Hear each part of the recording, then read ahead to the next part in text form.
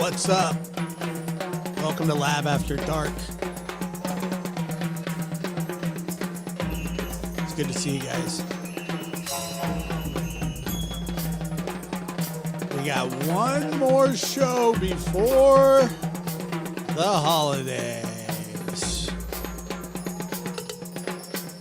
2025 is going to be your year. That's what my therapist always told me. It's always the next year. Yeah, next year's your year, buddy.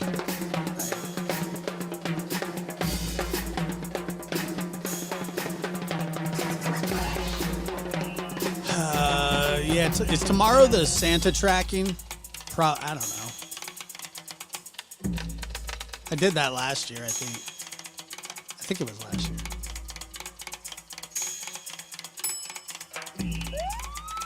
I can't remember. Is that? Yeah, it was last year. Huh? Obviously, they wouldn't do it Christmas night. It'd be Christmas Eve.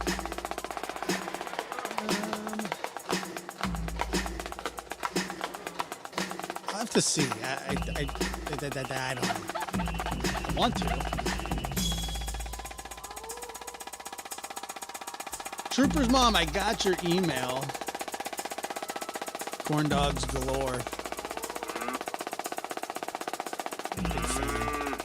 Good to see you guys. What's up? Welcome, welcome. What's up, Justin?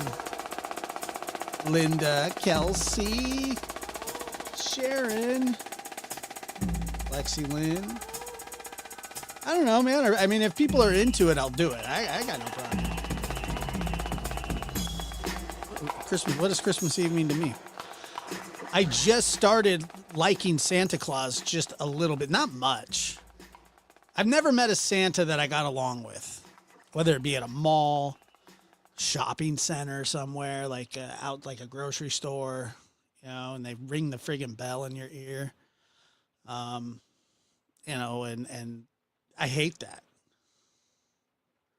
It like drives me nuts. They obnoxiously, like, I get it's for the Salvation Army, and like that's awesome, and you know, I don't think the bell is necessary. Personally, that's just my take on it, and I don't know. Does it? I mean, do we really think that bell is necessary? No, of course not. It's not necessary. Although the other day I did watch. What's that? It was the Santa Claus 3 with who's that other guy? Martin Short. He played Jack Frost. That was good. I don't know what it's supposed to simulate. If you were really looking to simulate something, then you would have actual reindeer. And by the way, you got to stay for the end because I wrote a personal night before Christmas. Personally, I wrote it. Personally. Wasn't plagiarized. It wasn't anything. I wrote it myself. Did I get? Oh, yeah, I did get a haircut. Yeah, I did. Thank you. No, I don't sit on Santa. I mean, I think the last time I sat on Santa's lap, I was probably like 24. And it was, I got it. I was reading it back to myself because, you know, it took me like a really long time to write it. Like it was like at least 12, 13 minutes. It was a long time. It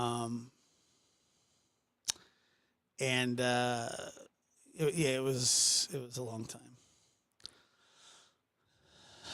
No, I don't. I eat them. I eat them. What's awkward? What is something awkward? What happened? You guys want to track Santa tomorrow? All right, I can do that. We can do it. Oh my God, dude. What? I sit on Santa's lap. Okay, well, to each their own, Justin. To each their own. Well, it was awkward sitting on Santa's lap, staring into his face and telling him that I wanted a potato gun. Didn't go so well. Just sit on Santa's lap. Dude, I seriously love how gay you are. Jesus. I'm going to walk away from this show a lot, probably a little gayer than normal. All right. By the way, just an update. I was able to get some forks clean, and I'm running really low on forks lately. It's really been a problem. And I don't know what to do about it, to be honest with you. I wish I did, but that's neither here nor there. I could get more forks. I don't want to. And, but somebody emailed me. They said, how could you, Josh? They said, Josh. They said they said my name, Josh. I said, what? And they said, how could you possibly not just reach into the dishwasher, take a fork out, wash it, and then eat with it? And I said, just play that back to yourself. How long do you think? I mean, I got things to do. A lot. Not really, but like washing a fork by hand is primitive, especially when you have a dishwasher. And I just refuse to do it. I'm not going to do it. And I'd like to say that it's probably because like I'm civilized, but it's probably just laziness, to be honest. And I've been praying for somebody. I've been praying to the heavens and to Santa. Does Santa take prayers? He's not a prayer. He doesn't accept prayers, does he? I don't know what he does. But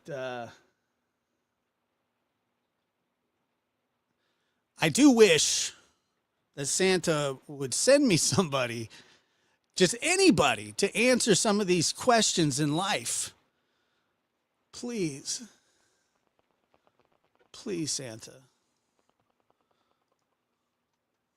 Who? There he is. That's impressive. No returns, no exchanges. Nothing. Hold on. Let me see. This layout sucks. Hold on. I like that people complain about everything. I like that they complain about your intro music. They complain about your everything. Yeah. Did somebody complain about my intro music this time? Not on the live, but in the comments. Oh yeah. Somebody the other day left a comment. They straight up said, they're like, the music sucks. I used to have this intro that I played all the time, and somebody's like, you really need to change your intro music. I was like, well, you could watch after and fast forward through it. Yeah. They didn't like that answer for some reason. They just So Santa sent me you. I guess so, yeah. To answer the questions of the fork question, really. I mean, Santa's a creepy story, right? Do you know why St. Nicholas is the patron of children? No, I don't, but I will tell you this, that I'm not a fan. He's the patron saint of children because the real St. Nicholas, who was a bishop, very, very famously and bizarrely was known for having brought a child back from the dead. There was a child that was essentially like being buried, and he prayed over the child, and the child lived. And he, as a consequence, developed a reputation of having a special relationship with God when it came to kids. And but of course, not all cultures have Saint Nicholas, right? Some of them have really weird and really interesting things, like Krampus. Well, Krampus is sort of fun in its own weird way. Doesn't he kill people? No, he kills people. It's the idea that if you've been naughty, it isn't enough to get coal in your stocking. It's like somebody dreamed up the idea that, if a kid, like, played a lot of pranks on his teacher in Bavaria, a minor demon needs to come out of the inferno Release the to, truth. it's really, really over the top. But I mean, different cultures have different ideas. Some of them are very strange. As one culture I know of that has they believe that at Christmas time a gigantic black cat comes in the middle of the night and looks in the window, at you. And some cultures have an old woman or a witch that visits the children. There's one culture that has the idea that an old woman who has the leg of a goose actually sent to judge naughty and nice What do you children. mean the leg, not legs? Has one leg that's human and one that's a goose leg. Yeah. It's really cool stuff, but I think Christmas sounds pretty terrifying. Well, that's what I'm saying. I think about this all the time. So there's some guy with a sack that's climbing through your chimney. Basically, it's breaking and entering is what it is. And if he eats the cookies, that's theft. Yes, but that there actually was an offender called Edward Paisnell. They used to call him the Beast of Jersey, and he used to dress as Santa and let kids sit on his lap and everything because he was a pervert. And then he decided, because he liked the idea of costume, he decided to sort of melt together a whole bunch of rubber Halloween masks, put this scary kind of moppy wig on his head and a trench coat, and he put bracelets with nails on, and he would climb up a ladder into the bed of a sleeping child and abduct them. Right. It's a variant, like sort of deranged idea, based on the idea of Santa Claus, really. And they used to call him the Beast of Jersey because he was so horrifying. He never killed, but he would take the kid off to a room or an area that was set up to look like they were going to be killed, like sacrificed. And the idea was to get their adrenaline pumping and get them scared because he was going to offend. And it was part of the thrill for him that they were so terrified. Right. It was really, really disturbing stuff. I mean, but this is what people think of when, they're dark. They do a spin on the theme of Christmas. Well, I've always thought like the tooth fairy, right? So the tooth fairy comes into your room, takes your tooth, gives you money.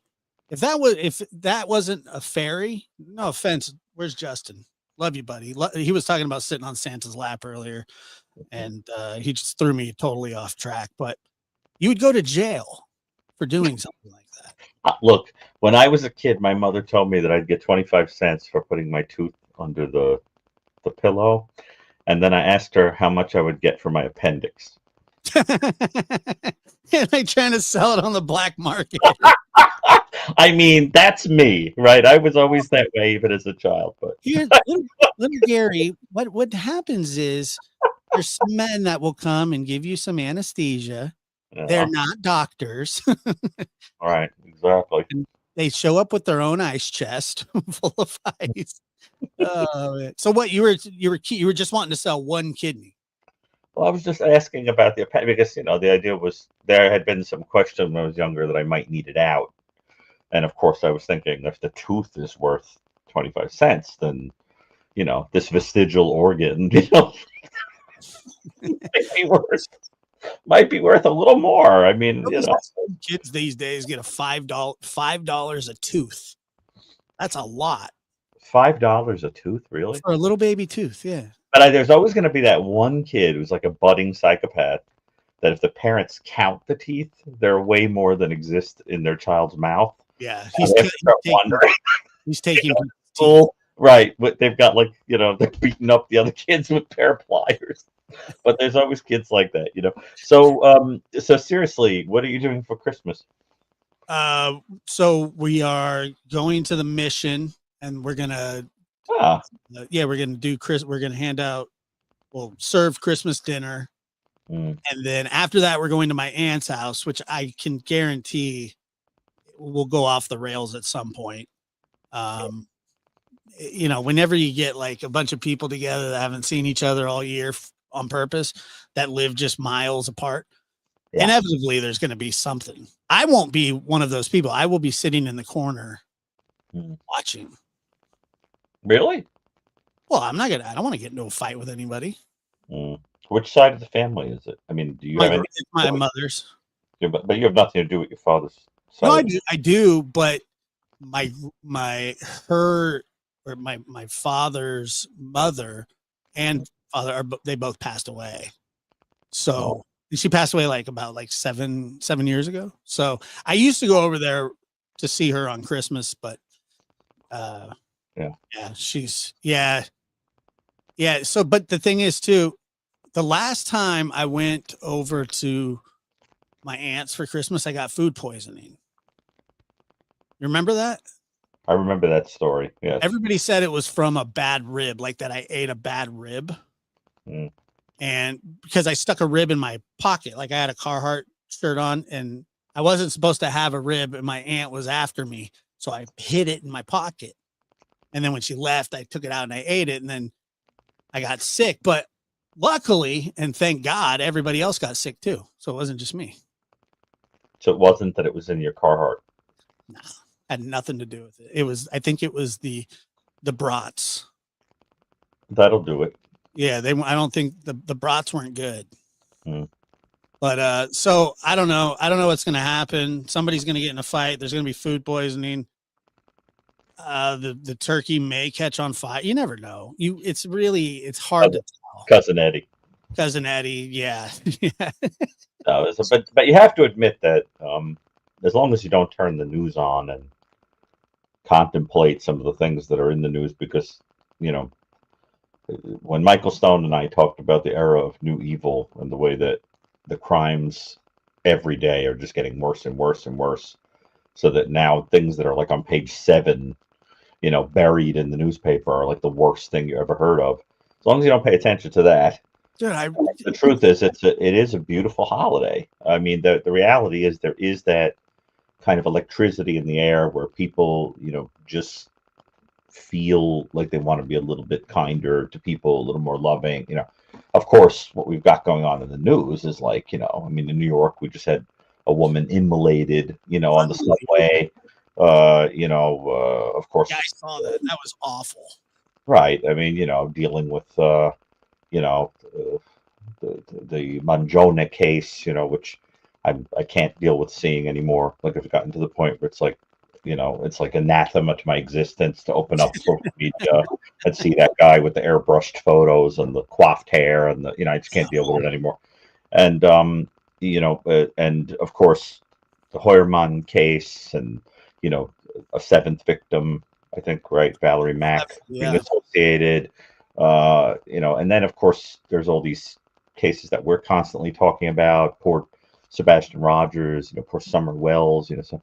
And it's dark stuff, so I think Christmas nestled in the center of all that, it gives you that feeling of like that you remember that underneath all that muck, right, that people are still good fundamentally and they can love each other. And you have to cling to that because it's Did you happen to catch Seth Rogers' live stream the other night? Seth Rogers? You mean the Sebastian's dad? Sebastian's dad? I did actually. You're talking about that was done on another show. It was on his channel. Yeah, I did see a little bit of that. Where everybody came up and talked to him. Yeah. I mean, I'm going to reserve my opinions on it, but did you have something you wanted to say about it? No, I was talking about I'm talking about when like people came up and were just talking to Seth. It was not about not Chris. Mm-hmm. I'm not sure which one you saw. I think, were they both on his own station, his own channel? Yes. To be honest with you, I have to go back and look. I see so much of this stuff. I'll go back and I'll look at what it was. Why? Why did you bring it up? No, I was just wondering if you caught it because I thought it was pretty heartfelt, and when people, it's because Christmas can be a very, very hard time for anybody, and I think we did see the same one because it was very emotional. Yeah, did you see me on there? Yeah, yes. Yeah, like crying like a baby. Talking about the same thing, yeah. Yeah. it was very emotional, and um, it's again, it's one of those things where there are people that have pet theories of the case and so Yeah. forth. But sometimes I find people very cruel in even if you have a hypothesis, like what if you're wrong? And what if your hypothesis is breaking somebody's heart, that anyone could think that of them, that kind of thing. For example, if you remember when the Koberger case, when Koberger wasn't even in a twinkle in the eye of anyone, when remember we were profiling whoever had committed that mass murder, Yeah. and the first thing that all these creators, which I say feeling the acid, coming up the abdomen into the throat. When I say the word, I can't stand that word. They started talking about how it must be Kaylee's father that was responsible. And as soon as I was asked about it in a podcast, I said that is the most ridiculous thing ever, that you would even say such a thing. It's Mhm. ridiculous. And the person said to me something like, but his affect is so flat. It's not acting the way a person should. I said, excuse me, if you lost your child, your affect would be flat also. You know what I'm saying? Like, in other words, don't make judgments like that. That turned out to be such a preposterous. And did anybody go back and apologize No. for having accused the person? So now no one even remembers that they were saying things like that. Right. You know what I'm saying? So it's like some of that stuff is just low and gross, and and I've spoken to that man, and believe me, he's heartbroken. Well, that was kind of the thing, is that, when we did that, and I thought that, I thought it was nice kind of honoring Sebastian, and I thought it took a lot of nerve to be so public about yeah, his. Uh, yeah. And but the funny, well, it's not really funny. The thing, as soon as that was over, there were people that were firing up lives to mock it. really, Yeah. just like we were talking about how people can be so cruel. Yeah. Yeah. And to be honest with you, for the first time in a long time, I was shocked. I was actually surprised that there were people low enough to do that. I was just blown away. And, I'm and well, that's the thing. I shouldn't be, but it's really, uh, it's really weird to me that you would have a go at somebody for something like that. right. It's It's very strange because I really feel like you need to have two pieces of information in your mind all the time to be accurate about people. On the one hand, if you predict the absolute worst, you'll always basically look like you're a prophet. right. Predict like the worst, like, picture like, like the time that I was in Manhattan and somebody got run over by a bus, and the area was all cordoned off or whatever, and they were arresting somebody, I think, and I said to someone, was that the guy that was driving the vehicle? Was he drunk or something? Like, why is he getting arrested? They said, oh, no, no, no. After that guy got run over, that guy took his wallet. Like that kind of thing. But Right. then on the other side of it, you have to think that in this really weird way, when the chips are down and people's character is up against a wall, then they're unbelievable. They do things that are unbelievable. They'll give you the shirt off their back. Right. Then you're kind of amazed at the way that people are your species and they'll kind of take care of you. So it's like somehow both of those things are true at the same time. And so you can't make a generalization. People are capable of being Ted Bundy, right? And they're capable of being, the Dalai Lama. It's all this weird, thing. And it just comes down to not losing your faith in people. But it's hard sometimes. Yeah. Well, I made it just in time. They were about to end, and Yeah. I went up, and I was hesitant. Like, I was gonna go because I wanted to just say something to Seth and try and help be positive. You know what I mean? And but I knew that I was gonna be emotional because Of course. sometimes I place myself in his shoes for like 20 seconds and I try and jump out of them as fast as I can. It's just like, it's terrifying. You know what I mean? Like, it's just not something that, so I knew from that, like, that people would be like, oh, you know, they're faking it, like fake tears, all that, whatever. And I can handle it mostly because, I don't have a missing child, but if I did and people were mocking me, I don't know how I Yeah. could put Well, up. but you've talked, Josh, on this show, so I can say this. You've talked on the Lab After Dark, on Interview Room with Chris McDonough. You've talked about what happened in your family dynamics, right? The Yeah. idea that your father did what he did and whatever. And I guess what bothers me when you get kind of picked on about this whole thing with Seth's dad is that I think what people don't put into context is that for you, a father that cares that much about his child's life is the opposite of what you had. No Do you see question. what I'm saying? So that on some level, I mean, to be perfectly frank, and so I think on a certain level, he's a very powerful figure to you. And people don't understand that. They kind of are like, oh, why would somebody be whatever? I think it's that it means something to you. It's just like I was saying about how you could go from seeing the worst in humanity to the best. And I think there's something about that that makes you kind of say, I don't know, it means something to me that this man cares so much about his kid. It's true, but then on the other side of it, when I feel like, you know, that the father or whoever is a Yeah. something else, I get totally the other way about Yeah, of course. You get it. you get like a pit bull. I Because you get very right. upset about it. And sometimes I have to tell myself, you know what, like maybe you shouldn't, maybe you're wrong or whatever. But I'm telling you, yeah, like I told Seth, I don't admire I don't envy the position that he's in, but I do envy his strength to keep, you know, to go every day and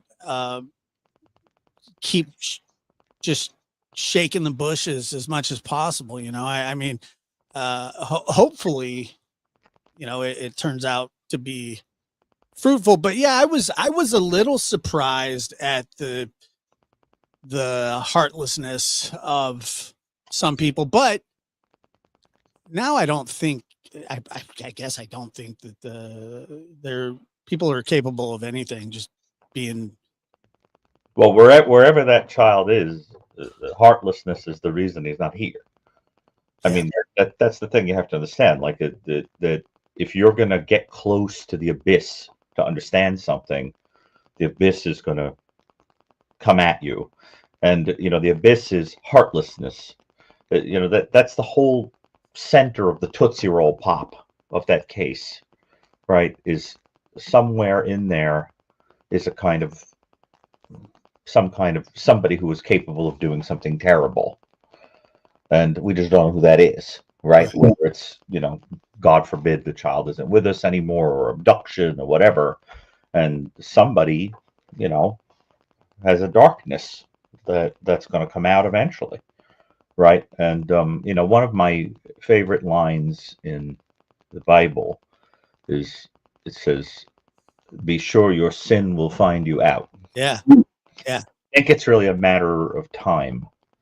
And you know, but I just think it's bizarre how people get into these Lord of the Flies fights over when in the middle of it you're dealing with a child who's missing. Like, what are people thinking? I think to be quite honest with you, look, if you were to put in your title, um, you know, Summer Wells or Sebastian Rogers, you put that in, you hashtag it, and then you pick a fight with somebody. People will show up to watch. Why? Because They just do. a lot of people, right? Yeah. Exactly. If they were to just talk about something like anything, no one cares. No one wants to hear them. their drivel and their Oh, I don't know who you mean. I mean, I only know that you say that people are talking about picking. anybody. Most people, that's what I'm saying. That most people, the reason that they're in true crime on YouTube with no credentials is because that's the only way that people will listen to them. Oh, Either it's that or fighting, right? People want to hear, the Jerry Springer approach. right, of course, of Jerry course. It Springer was entertaining. was entertaining and it was a train wreck, you know. And when you get people on there screaming and hollering at each other, calling each other B's and C's, and you know, people go, oh, you know, or they find it. I guess they find it appealing. Some do. Right. But you remember that I had said to you on the lab that I'm not really wasn't kidding when I said somebody has to be the one who extends an olive branch. I know it's difficult, but at some point, you know, what's next? It just keeps escalating and escalating. The best thing to do is just be the mature one and say, look, make fun of me all you want. I'm here for this missing child. Like I'm not interested in this. Then I you're mean, definitely not always gonna, remember the center of it is the missing is this missing boy. you're definitely not gonna like my poem then. Oh, is your poem a hit job on? It's just a no. It's beautiful art.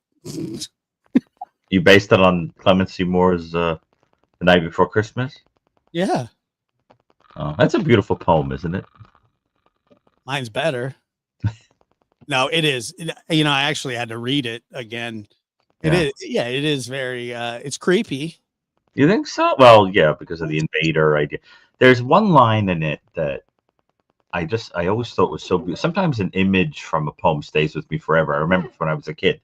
There's a line that says, "And the moon on the crest of the new fallen snow gave a luster of midday to objects below." Yeah, yeah, Isn't that beautiful? it is. That's And what then we, it goes into yeah, how Santa's all dirty and stuff from sliding down the chimney. right. But it's just such a beautiful line. It is. It's a very, very good writer. I mean, have you read other stuff that he's done? Clement Seymour. I mean, to be honest with you, I'm not really sure Clement Seymour did anything else noteworthy. I mean, I think there were some people like a poetry one-hit wonders, but I mean, unless I'm mistaken, that's pretty much why you would know who Moore was. Yeah, big But fan. it's a very beautiful poem. It's like I think in the day it was written, it would have been considered pretty hokey, but it caught on. Yeah, and it's what one of the most quoted. Yeah. I guess it's a poem. I mean, was that what you would call it? Oh, yeah, yeah. What's your favorite Christmas movie, by the way? Do you have one that you sit down and watch religiously? Every year I watch Home Alone 1 and 2. By the way, Oh, yes. I have a whole theory about that too. Kevin's a serial killer. Yeah. He's certainly a sadist. He's nuts, dude. He's a sadist, yes. And to be a sadist, you have to be narcissistic and psychopathic, right? So Yeah, I think there is a quality to him that I think in the second movie, on some unconscious level, I think he wants to be left alone so that he can do what he enjoys doing, which is basically rampage out. But I think in the first movie, that feeling of abandonment and needing to protect himself becomes like the justification for playing out sadistic acts. But it gets pretty disturbing by the second movie. He's basically a torturer. Yeah. Burning people. I mean, it's one of those movies. If you take it a little too, it's like that scene in Charlie Brown Christmas where you realize that Snoopy is eating a giant stack of human femurs. Like, and you kind of go like, why is that happening? Like, this is a deeply disturbing thing. The Grinch is pretty disturbing. I think a lot of them are really disturbing. But actually, the Grinch has a great actual story. Yes, the story itself is good, but like obviously we're being, we're just being facetious and lighthearted here, and I love those movies. I think it's hilarious. I think that, but like Kevin's like smashing people's face with a hot iron, and he shot somebody. He shot Marv in the nuts through a doggy door with a pellet gun. That's sick. I know. He electrocutes. He uses. He basically creates a kind of H.H. Holmes style torture palace. Yeah. Where I mean, really, right? The idea is that, and he's like, had enough, wants some more, you know. More little sicko, you know, He's and then like he soaked that rope in kerosene. He's trying he just like throws bricks. Who throws bricks? But it is it's a funny movie, but it's not my favorite. My favorite movie, my favorite Christmas movie is Family Man. That's true. They are criminals. They came into his neighborhood. I'm not going to say that they didn't. But here's a little trivia for you. What connection does Home Alone have to a serial killer? Because it does. There is a connection. You want to bring it back to true crime? Well, the connection is that the actor who plays the elderly man with the shovel, if you remember, Robert's Blossom. Yeah. That actor was, I think, chosen for that part because he had a reputation for playing extremely creepy characters in movies, and his most famous role was playing Ed Gein, the serial killer, and out in Wisconsin. I think that would make the bodysuit out of skins, that became the basis for the Texas Chainsaw Massacre and Psycho and so forth. So using him, if you recognized him as the actor who famously played Ed Gein, or as you would properly pronounce it, I think Gein, Ed Gein, you would say, oh, that's really disturbing that's the guy playing this creepy guy with the shovel. But what is Kali saying? She's saying that. Oh yeah, it was great. I mean, he's a lunatic, but you know what they were. But here's the thing: if we're going to be literal about it, and I get it, it's a movie, and I enjoy watching it. I'm a huge fan of Joe Pesci, always have been.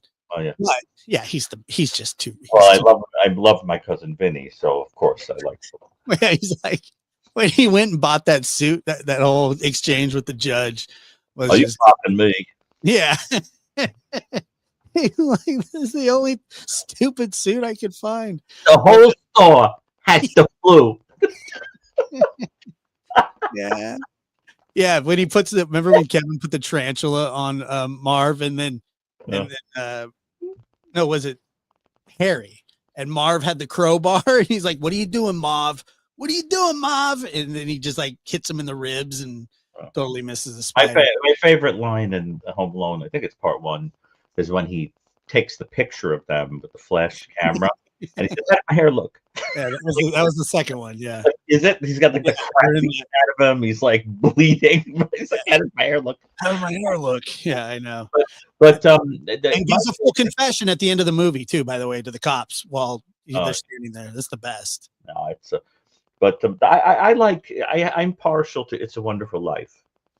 I think that movie is very beautiful. Have you seen it? Yeah, there you go. Good taste.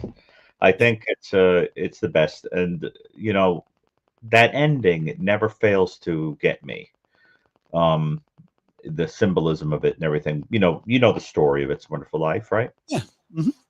And you remember that at the end, the angel Clarence, he doesn't know if he even existed, right? But then he gets that little book at when he's like standing at the Christmas tree and everyone is bringing in money to defeat Mr. Potter, the evil Mr. Potter, and the book says, "Remember, George, no man is a failure who has friends."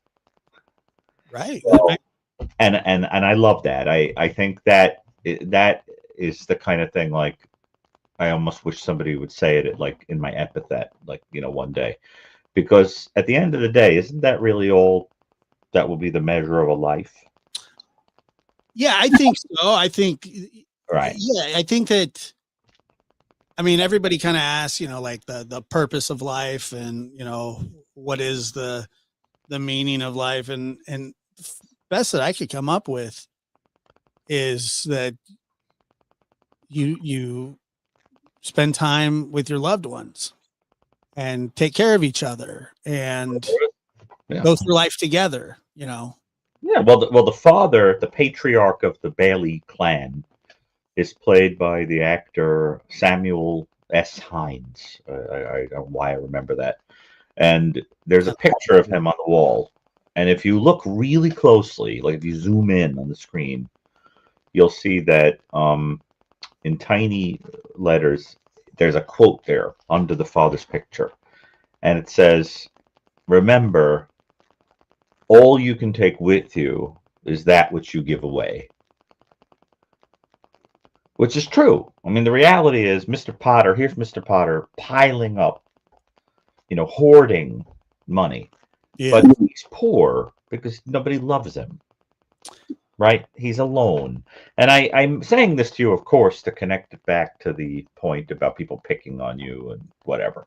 I mean, in the end, look, if your conscience tells you that you really believe that someone is being misinterpreted, put upon, has nobody in his corner, is upset because of a tragedy, and you show kindness to that person, and let's say you turned out to be wrong. I don't think you are, but let's say you were someone, you turned out you were wrong. Who can fault you for that? For having been kind? So let people laugh at you. Who cares? Be kind. You know what I'm saying? I mean, that's how I feel about it. I agree with you. Yeah, be kind and be a friend to people, even when they're jerks. You know how hard that is? I know. That's a cross, that's the whole point of a cross. You got to do what isn't comfortable. I have that is just it, it's the whole turn the other cheek or whatever. And I kind of some of it to me is sort of playful. But people do get out of line and out of hand and say, awful things. There's nothing wrong with telling somebody that they're hurting you. You don't have to be with an abuser. You just say to the person, "Look, if you're sorry, I'll forgive you." But you don't say, "I'm going to forgive you so you can keep beating me up." What's the point of that, right? So that's the whole thing. Let me see what that says on the screen there. Does it matter? Kindness makes us feel valued. Well, Does what matter? I'm not sure what the "it" refers to, but I don't know. Maybe the person is saying it doesn't really matter what the reason is why people have to be jerks and whatever. I don't think I've ever went out of my way ever to be mean to somebody just for giggles. No, but when someone hurts you or someone you care about, you do become like a bulldog. You can get and you're smart, so you pick things up about the person that hurt, and you know what to zing them on. Yeah, I sometimes kind of keep a manifesto in my head. Right, like you know how to zing them, and it's not like one person's an imbecile and they insult you. You know what I'm saying? Like, for example, today there was a person, I'm not really sure why, somebody on the one social media thing I have, somebody didn't agree with something that I said, and they said they don't know what I do. They have no idea because I don't have my name there, right? So they said maybe you should learn a thing or two about crime before you open your mouth. Now, you have to understand, I'm an authority on the subject. I mean, are you kidding me? Right. I wanted to, and so I think of that line. I think, who was it that said it? Joan Didion? I got to look.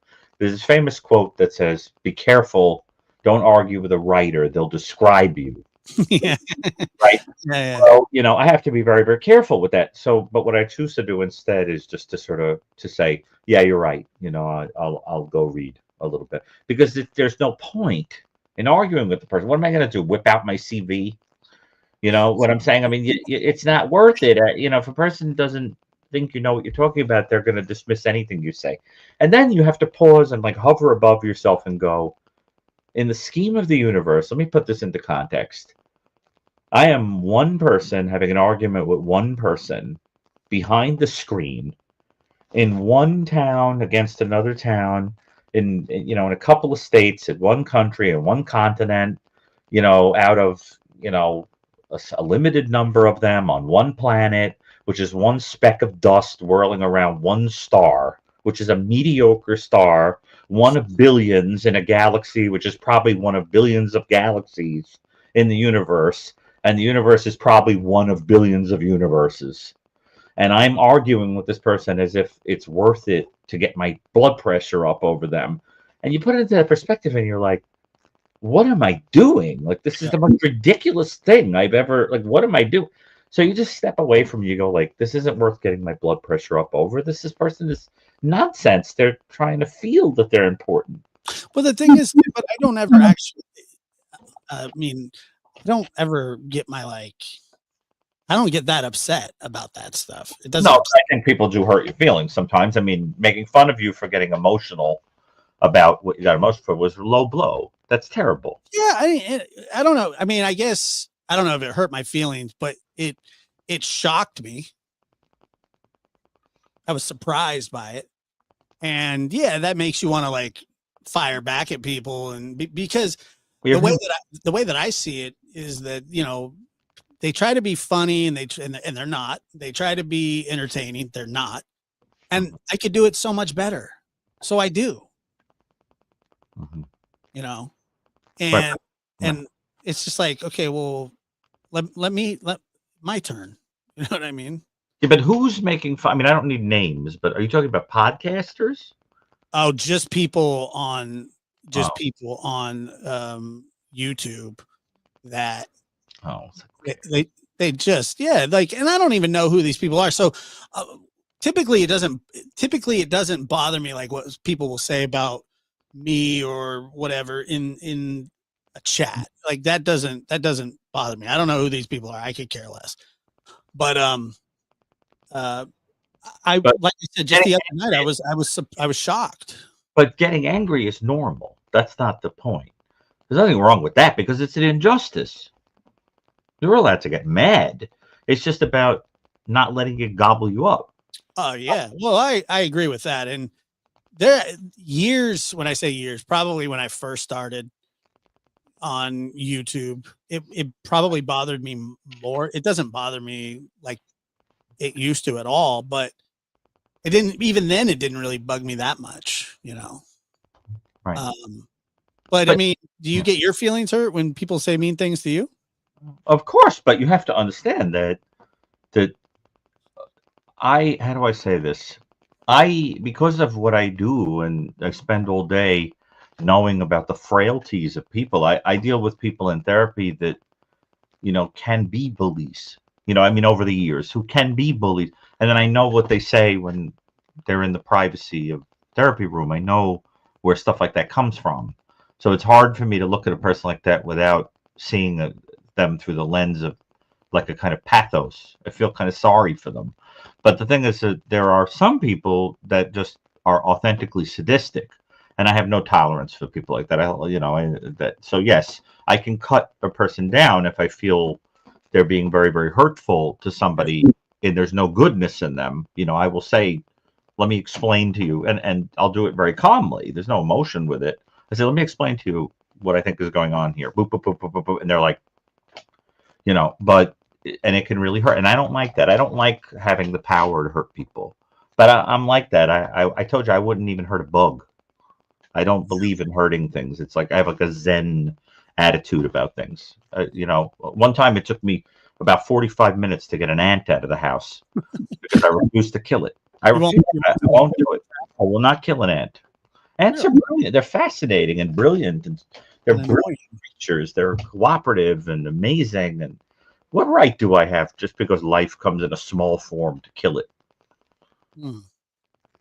I don't know. I mean, I'd never put that much thought into it, but I mean, What do you think we look like to God? You think we don't look like ants? probably I would assume so, but ants are invasive.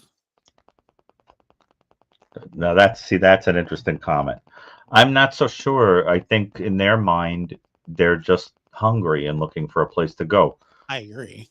I agree with that, but like I mean, what it's like a pervert coming in the house with a crowbar. You're talking about a tiny, tiny creature that's cold and looking for food.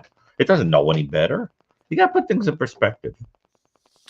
Yeah, I don't really think about like ants and stuff, but I mean, it's an interesting thought what you just said. It makes sense. But like I don't like I'm not setting ants on fire. No, of course not. But I'm just saying, I mean, one of the lessons of Christmas is the idea that, Like you wouldn't put out a rat trap.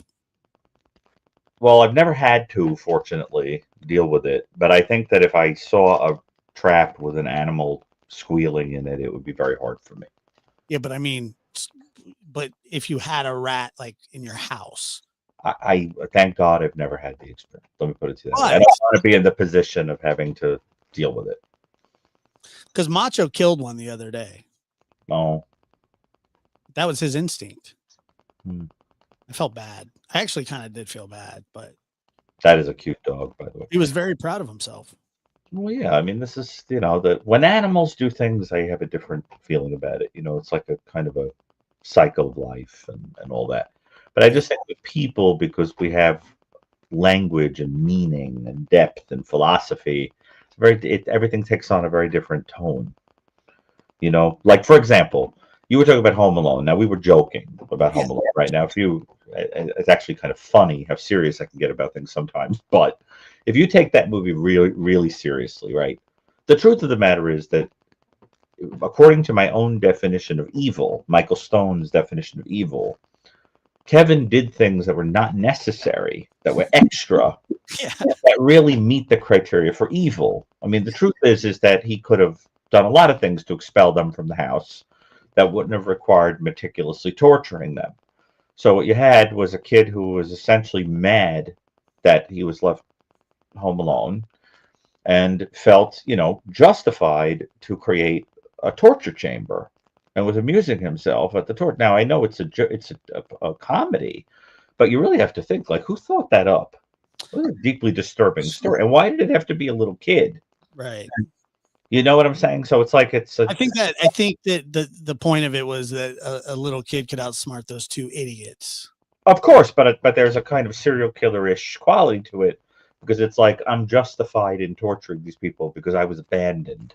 Well, Nobody loved me, right? this one I didn't buy his horse crap was when the cop came knocking on the door and he hid under the bed, but then he was guns blazing when the guys came.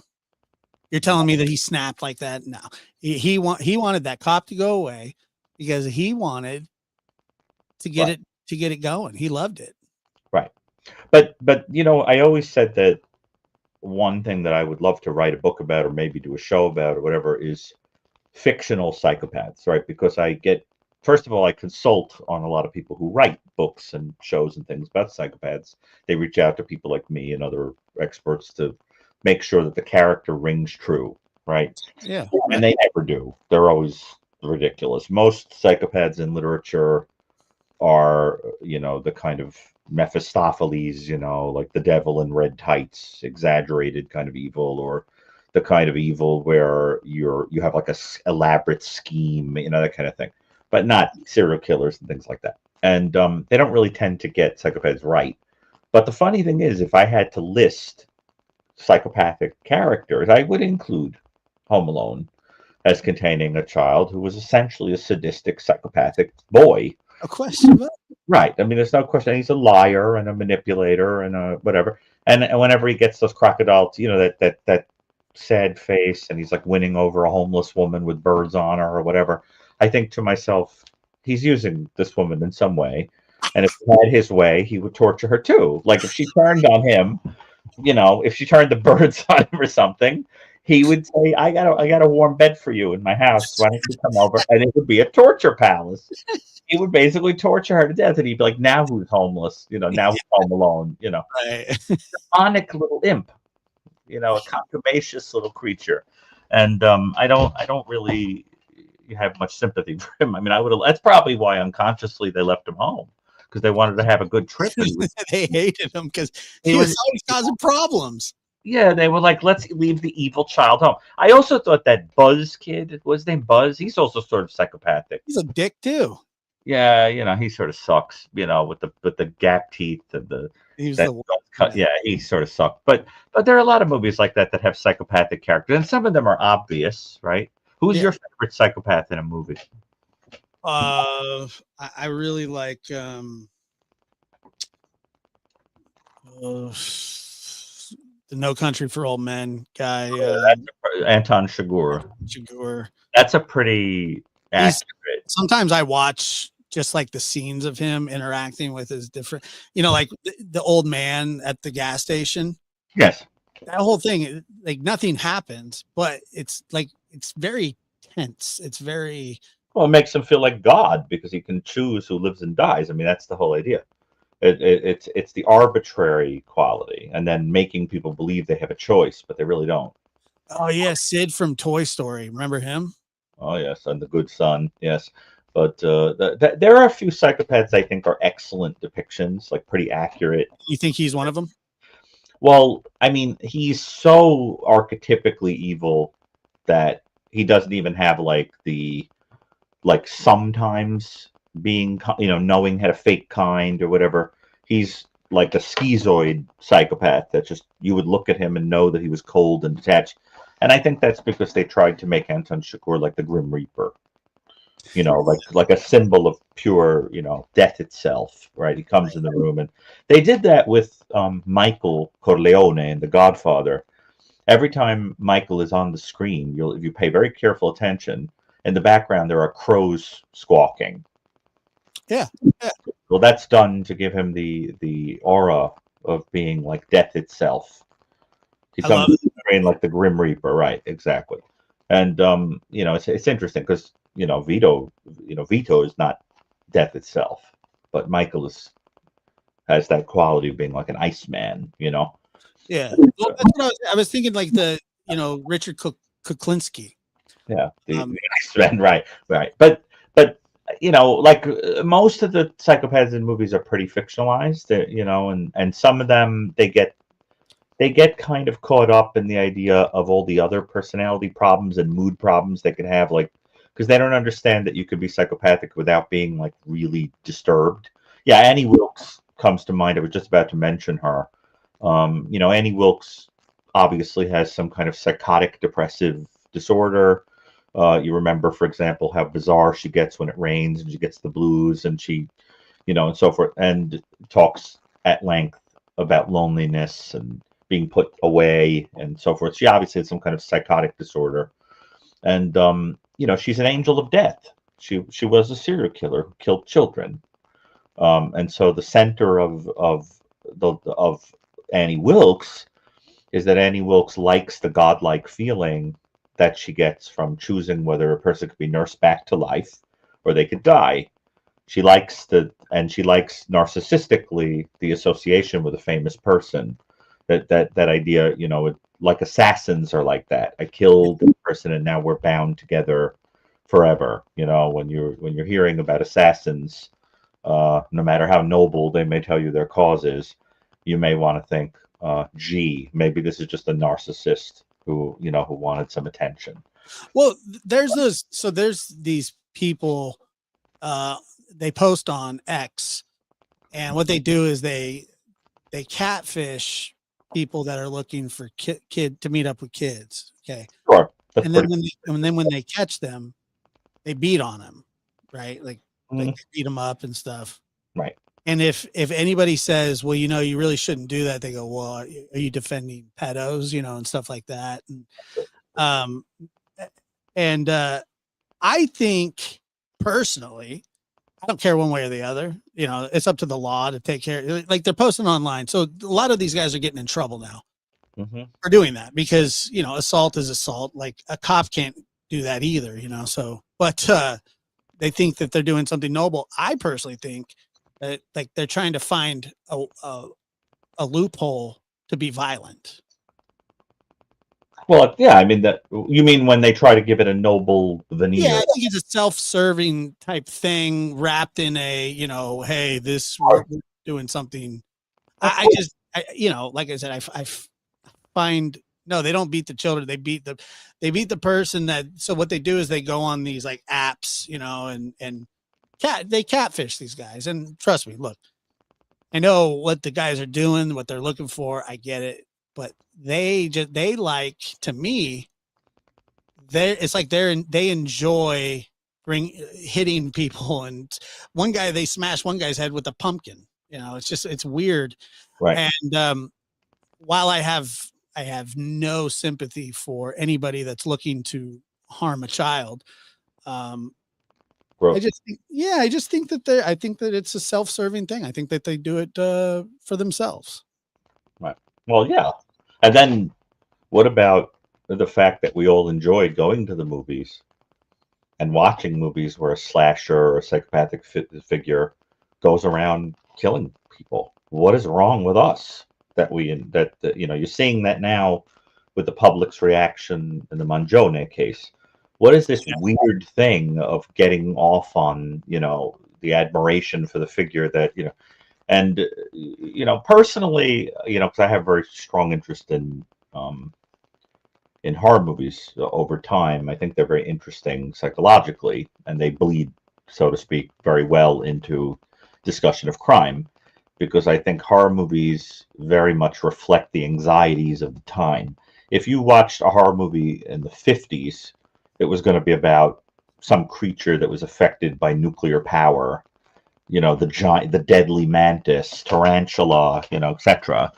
And you know, the giant behemoth.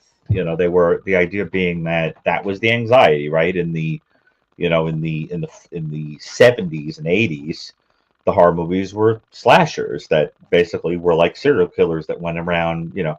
And of course, the thing with those movies is they always have to make the people who get killed very odious so that the audience enjoys seeing them die, right? So it has to be like the most obnoxious, you know, fraternity boy, you know, the woman that, you know, all the boys are nuts about her, and she's arrogant and thinks that she's so fabulous, you know.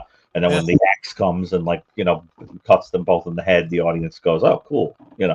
Right. But they see it as like a distribution of justice instead of understanding that these are human beings.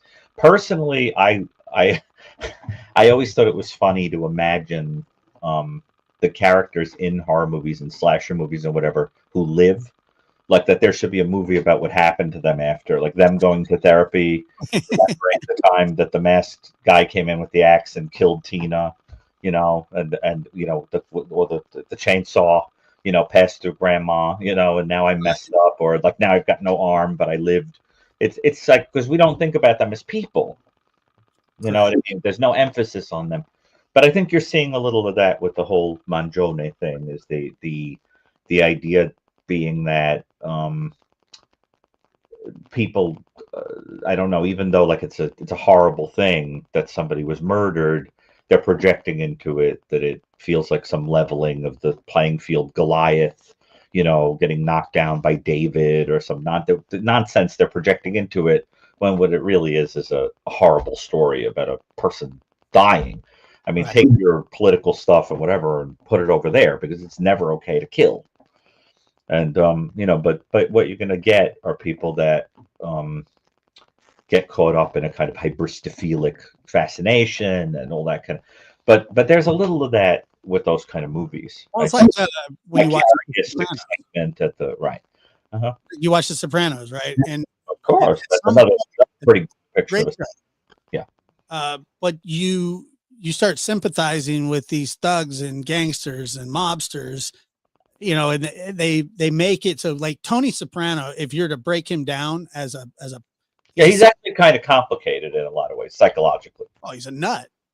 But he's pretty psychologically mixed up. You know, he's not no question about it. He has these weird emotions where, you know, he has terrible impulse control. You piss him off, he might kill you, he might not, just depending. And you know, he has no problem, you know, stealing and robbing and roughing people up. But he also has a weird code of ethics. He does. In his own way, there are certain things in his world that are wrong. Right.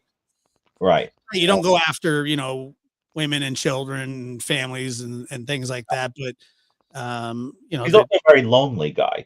I think he has a thing, for example, where it's true that he's sort of always chasing women and whatever. But I always thought, for example, that he was very hungry for the kind of conversation that he had with his therapist. Because he was not a stupid guy. He was surrounded by people who couldn't talk to him on that level. And there was an emotional connectivity there. I think he had a thing for really had a thing for her. Yeah, the counseling stuff when you watch it is fascinating, because basically they're exploring the mind of I would guess a psychopath, right? Well, you talk about Tony or some of Yeah. some of the people in those circles are, you know, more like what you would call like secondary psychopaths because they get kind of sucked into it because of life circumstances, whatever. But I think that, Tony is complicated because he's very fractured. There's a part of him that's kind of lonely, emotional, very hurt by disloyalty, intellectual on some weird level that he wants to get deep with a He's person. very smart. Very Yeah. smart guy. He gets his heart broken if you hurt him, whatever. Very protective of his kids. That kind of thing. But then at the same time, he can shut that off, and I think that's what makes him accurate. Because like Kokinski was like that, right? I mean, the true psychopath is going to be Compartmentalize. like that, right? I mean, I've heard of stories like, the psychopath that is, goes out and murders, but before they leave the house, they have to bless themselves in front of the statue of the Virgin Mary. They see the statue, they have to bless themselves, then they go kill. That weird kind of compartmentalization. And I always tell people who are writing a character that's a psychopath that to be more accurate, they're probably going to have that going on. Yeah. That mixture. Some people are going to love them. Some people are going to hate them. Some people are going to be scared of them. But once you get the character that's like Anton Chigurh, you're dealing with that more, I don't want to say demented, but you know what I mean? That kind of flat, odd, bizarre person that will cut you up like a frog in a dissection kit without any feeling because they're detached. They have that kind of detachment. And those are in my mind, some of the most terrifying. The Anton Chigurh character, do you think that they like formed him after any actual psycho? Well, he's a little tricky because basically he's a killing machine. He operates like a person that's been numbed out from years of maybe in the military or whatever. He's just killed so much. Yeah. And it's just a kind of matter of fact. But you don't really get the feeling of him relishing it. He's not, torturing you. He's using a gun most of the time. Kind of what he does. It's just you're in the way. So he's basically an elimination murderer, right? He's like a witness eliminator and a person that gets rid of people who are in the way. And in that sense, he's a certain type of psychopath, closer to like what you see in organized crime, or a hitman that would be hired by organized crime. But he's not the kind of psychopath that plays out fantasies sexually, or like you cannot even imagine Anton Chigurh being interested in SA. No. He's just detached and not interested. He would almost seem asexual. Oh, that's part of the character. Right, exactly. Nothing like, there's that scene at the end when he meets up with Josh Brolin's character's wife. Oh, yeah, right. Yeah, right. Yeah, and you're thinking, oh, there's not a thought in his head about SAing her. It's either killing her or not. That's it. No, he's not interested because, in a weird way, it wouldn't go with the character of death to be interested in the production of life. Right. SA is disgusting, of course, but sex in a healthy way is about life. The creation. Sure. Right. This is a character that reeks of death. I mean, he's there. He's Thanatos. He's not libido, right? Right. But so, are we taking any calls? I haven't. I don't know if anybody. I'm sure the whole world is pretty lonesome, and there's a lot of people out there. It's Christmas Eve, I'd love to. I love when we do the calls. I think we do a lot of good. But hopefully, people didn't get snoozy at the thought of us chatting about psychopaths. That's I don't know. I don't think so. I think it's personally interesting, but do you? Yeah, I do. I very much so. I always have. Yeah. Let's see here.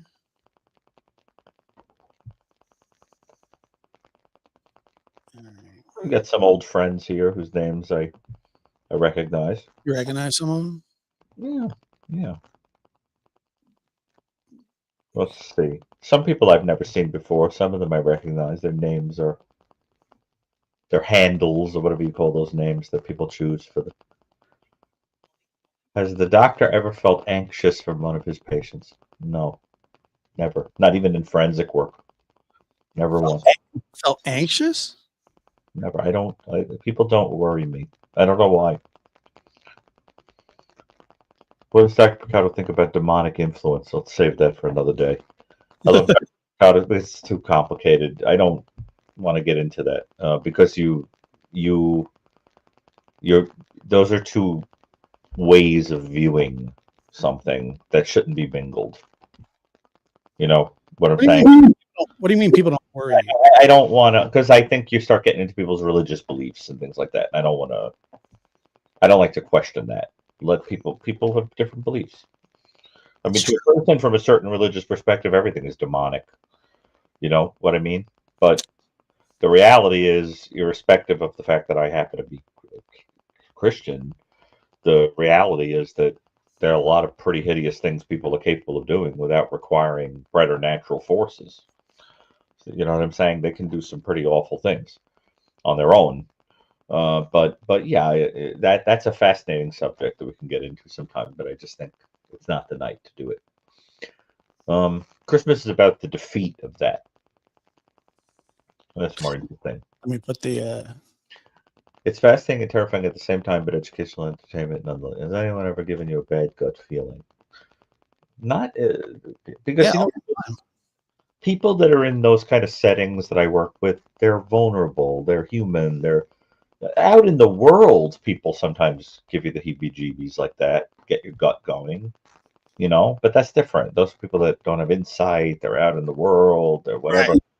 You know. And I think that sometimes people who aren't the worst of the worst, like the person who's telling a very destructive joke, you know, the person who's bullying someone on the schoolyard because of their weight or their zits or something, they don't realize that they're damaging someone forever, or they're perpetuating a philosophy that basically powered the ovens, you know, in the concentration camps.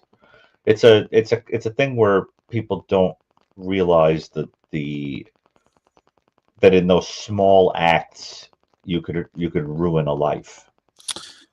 You know, and that I find that kind of darkness in the world bothers me a lot.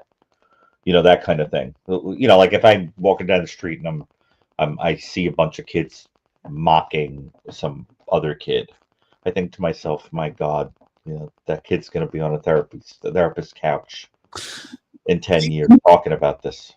Are you familiar with Stacey Wandra? Not well enough to be chatting about it at length. Yeah. Yeah, he did an interview the other day. I think you saw some of it. And yeah. But I don't feel, you know, you got to be careful. Totally. And it's an ongoing thing, but I'm sure you have thoughts, but it is to be completely honest. The Cold Case Foundation is involved, so we should probably. I'm not answering on purpose. I think it's good to. I'll tell you what I think of him. I think he's a dirty, disgusting. I'll stop there. Somebody said he was arrested today. Yeah, he violated probation or missed a. It was actually awesome because it was like whole point of talking about him, you know, he was in jail for a long time. He just got out, like in about a month now, and so he got arrested again today because he violated probation or didn't show up for a court appearance. But like, trust me, you want this guy off the street. I mean, he's bad news. And I'm not even specifically talking about Michael's case. I'm just in general.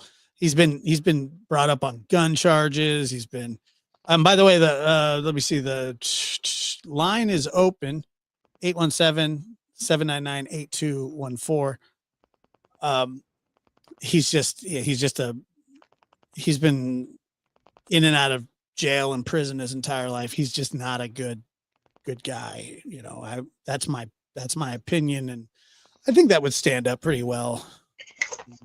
Oh yeah, right before Christmas. It couldn't happen to a nicer guy, but he did. Yeah, he got arrested again today, and it was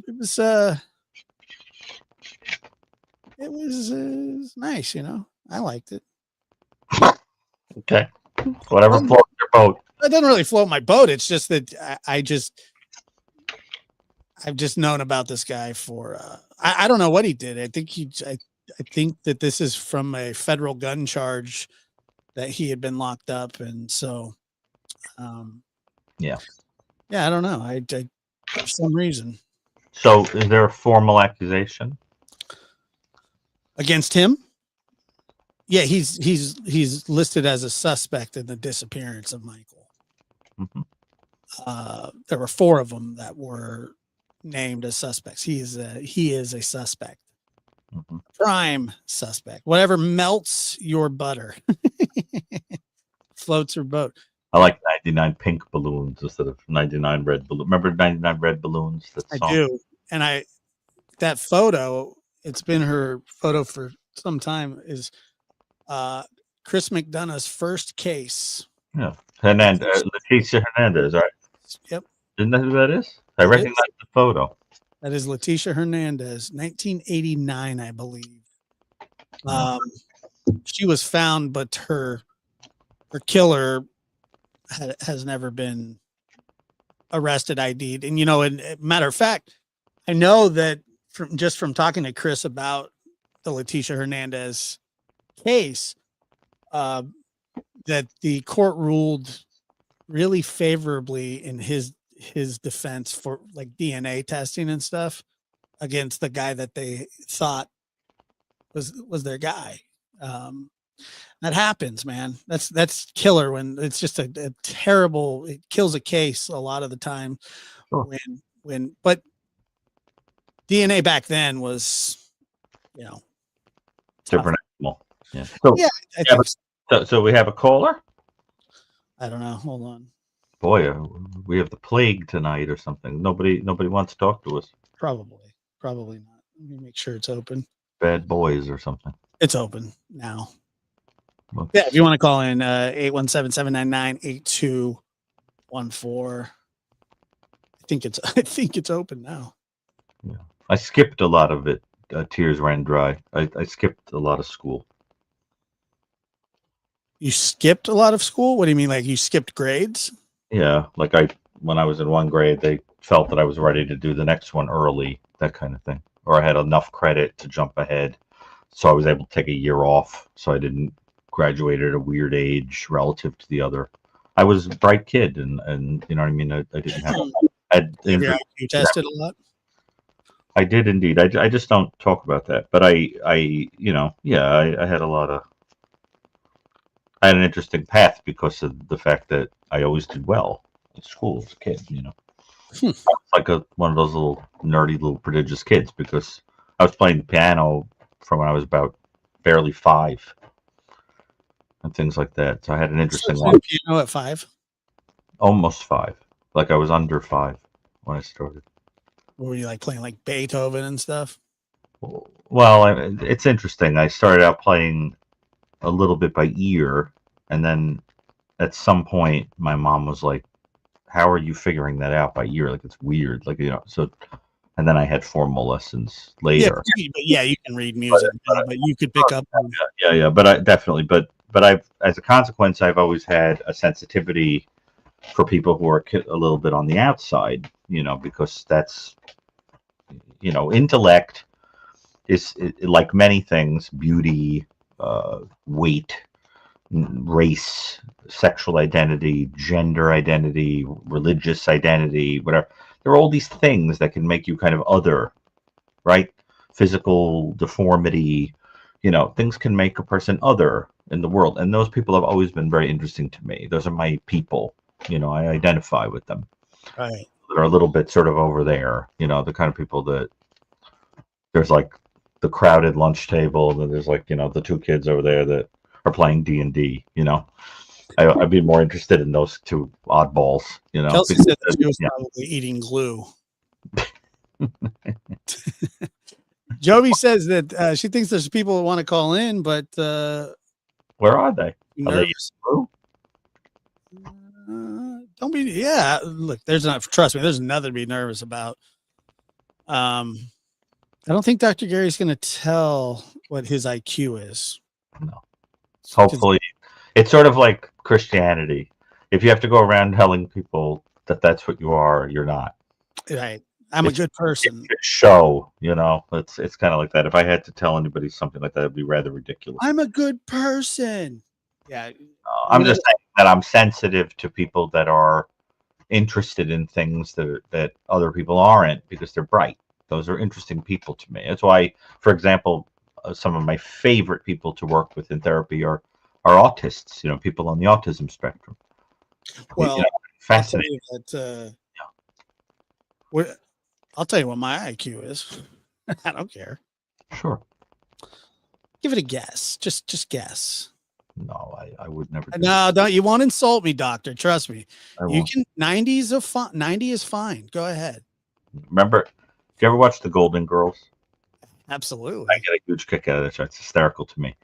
And there's one episode where Sophia lies to Dorothy and tells her she had the highest IQ in the borough of Brooklyn, so that she won't feel bad that the students in her class are making fun of her as an adult. They're making fun of her when she's a substitute teacher, so she lies to her, and she thinks she's going to get into Mensa, the society for people with very high IQs, and Rose, who of course is a dingbat, absolute airhead, Rose, Betty White's character. She says we had a Mensa back in St. Olaf. It was the bathroom in the only Italian restaurant in town. So in other words, the Mensa room, like it's like Mensa, like it means men's room. I just like the dumbness of it is so brilliant in its own way. I get a kick out of that. But no, I would never guess such a thing about a person. No. Because you just don't do that. It's like I have an idea. I think I know what your IQ probably is. I won't say. I'm not interested in I have an idea. I couldn't care less. I really don't. IQ is as IQ does. You if you're intelligent, it'll show in your behavior. I mean, I know some people that are brilliant, but they can't tie their shoe. You know what I mean? They don't have a single friend. They're weird. Whatever. I mean, there's something to be said for different kinds of intelligence. You know what I'm saying? Well, there's no question about that. I mean, there are people that, like intellectuals, like you said, that they can put together. They can tell you every element. And right, but they don't have anyone to eat lunch with. No, they certainly don't. We got a call here. Let's see. Oh, thank God! I feel like we've been on a fishing boat and something jumped into the net at last. It's probably going to be like a little minnow or something. But what's the? I don't know. Caller, go ahead. You're on the air. Oh, wait a minute.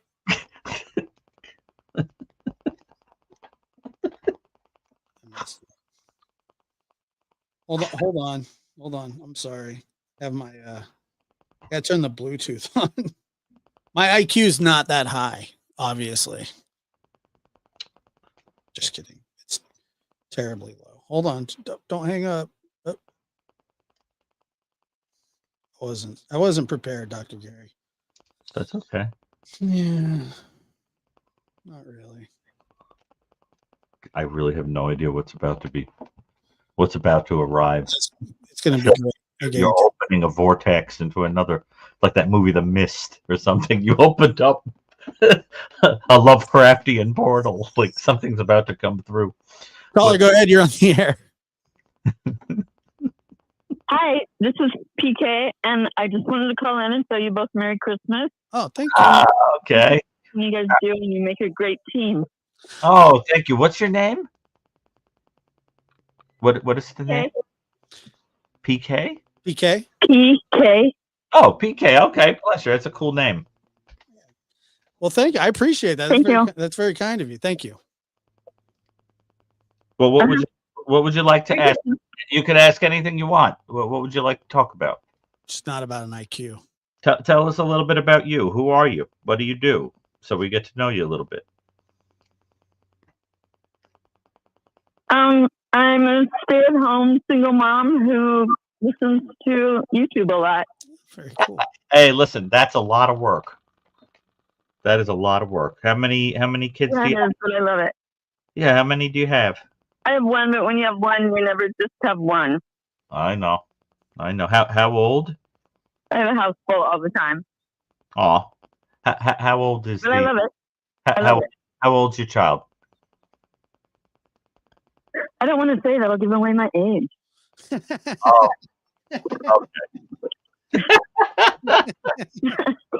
He's old enough. Well, I'll tell you that. Well, I have a 19 and 20, soon to be 20 and 21-year-old. So that does that give away my age? Maybe.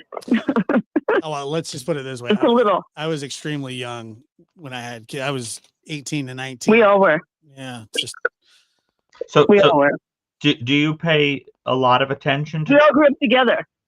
Oh, thank you. Do you pay a lot of Me attention? and the kids all grew up together. Oh, I see. I think there's a delay, Josh. So it seems like we're like sort of talking over each other. But PK, do you pay a lot of attention to true crime? I mean, is there a case that is especially interesting to you lately? Well, right now I'm following the Sebastian Rogers case, Oh, which is actually unbelievable. But yeah. I've Yeah. been following that after Summer Wells. Mm. Summer Wells, just when you think it can't get crazier, another case comes along. Do you feel like the news is biased in the cases that they cover? Do you think they pay enough attention to missing child cases? Do you think there's a bias in the kids they pay attention to? Because there's so News? well, there are so many missing child cases, and yet there are 2 or 3 that make it on the news that get an enormous amount of attention, which I suppose can be a blessing and a curse. But it always makes me wonder about all those other people who, it's like when Gabby Petito went missing. It was like viral, but at the same time, there were cases of other young women who had been killed. I'd like to see a TV channel.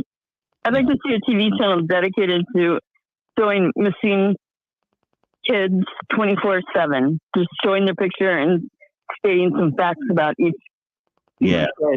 Right. I mean, you dedicate your entire life to take care of a child, right? I mean, you can understand how somebody would feel to lose one. It's almost unfathomable. Oh yeah, I couldn't take it. Oh no, I know. I've had to talk to parents that don't even know how it is. Yeah, it's something else. I think our hearts really have to go out to people that are dealing with that at the holidays. I always say that thing of looking at the empty. It's too much for people. Right. I don't know how they get through a 24-hour period, let alone month after month. Well, they get through it because there are people that love them. If you didn't have that, you'd be screwed. I mean, that's what gets you through, right? I mean, you ever been through a really dark thing? Yeah, that's true. And knocks on the door and says, "Hey, I know you're having a hard time. I brought some food over. I thought maybe we'll watch some stupid movies and laugh and eat." Or the person calls you up and says, "Listen, if you want to talk, I'm here." The truth is, you remember those people the rest of your life. Like I remember, go ahead. Yeah. Well, it's funny that you say that because I remember when my ex-wife and I were splitting up. I was pretty young, and I was working at Foot Locker, and I mean, I was just walking around depressed. I was working, but I was just, it was a terrible time. And I remember my boss, my manager at the time, who was probably I was what, maybe 20, and he was maybe 25, 26. He's just a little bit older. And I was just kind of bummed out. And I remember he said, "Hey, do you want to like go get something to eat and come over and watch a movie?" I remember I went to his house. We watched Mystic River. Great movie. It was just really like depressing, but just to have somebody to hang out with at that time, like, meant a lot. And it was very kind of him. And I'll never forget that. Well, I think that's what I'm saying. It's like those little acts of kindness, they You know, I really believe that if you are walking down the street and there's a homeless person and you go out of your way to get them a bottle of water, like a cold bottle of water or something, and you give them a bottle of water and you go on your merry way. Yeah. I really believe that act has a permanence in heaven. That act is forever. It's like you can't. It's a treasure in heaven, as Christ puts it. Those things really, really matter. Really matter. That's all we're going to have to plea our case on the last day, right? And there's a story. I think it's in. I don't remember what faith it comes from, but I remember being told a story one time where a woman goes into hell at the time she's judged, and she can look up and see the opening through which she was deposited into hell. And she calls up and she says, "Angels, St. Peter, or whatever, save me." And they stick their head into the hole and they say, "What can we do for you, madam?" And she says, "I have to get out of here." And then they come back a few minutes later and they say, "We talked to God, and he said, you can get out, but you have to climb on all of the things you gave away to other people." So she says, "Well, once I gave someone a carrot, and I gave someone, a cup of water." And so she's trying to stand on the cup of water and the carrot to get out of hell. Well, in a really weird way, there's kind of a truth to that. You always got to think about that. Like, what's my pile? And that's going to be the basket that you give over, like the laborer that you are. One day you have to give it to the harvest master and you have to say, "Here's my bushel basket." And that basket has to be filled with acts of selflessness and love. That's all you're going to have to plead your case. That's it. The rest is nothing. It's nonsense. That's what you got to build up. And that's why all those times when you have opportunities to forgive a person that's horrible to you or give something away to someone or whatever, those little gestures are gigantic. The same way that I don't kill an ant. You never judge the size, of a life or an act of love or whatever, because you don't understand the enormity of them in the eye of God. Life is life, and and love is love, and that's the whole thing. So I have a very big thing for always doing kind deeds to the point of getting gobbled up in them. But I think it's very important, and that's what Christmas is. I mean, that's why I liked the opportunity to come on and talk, because Christmas is very special to me. Yeah. Because it's a time when the whole world thinks about that, about the small gesture. You know what I mean?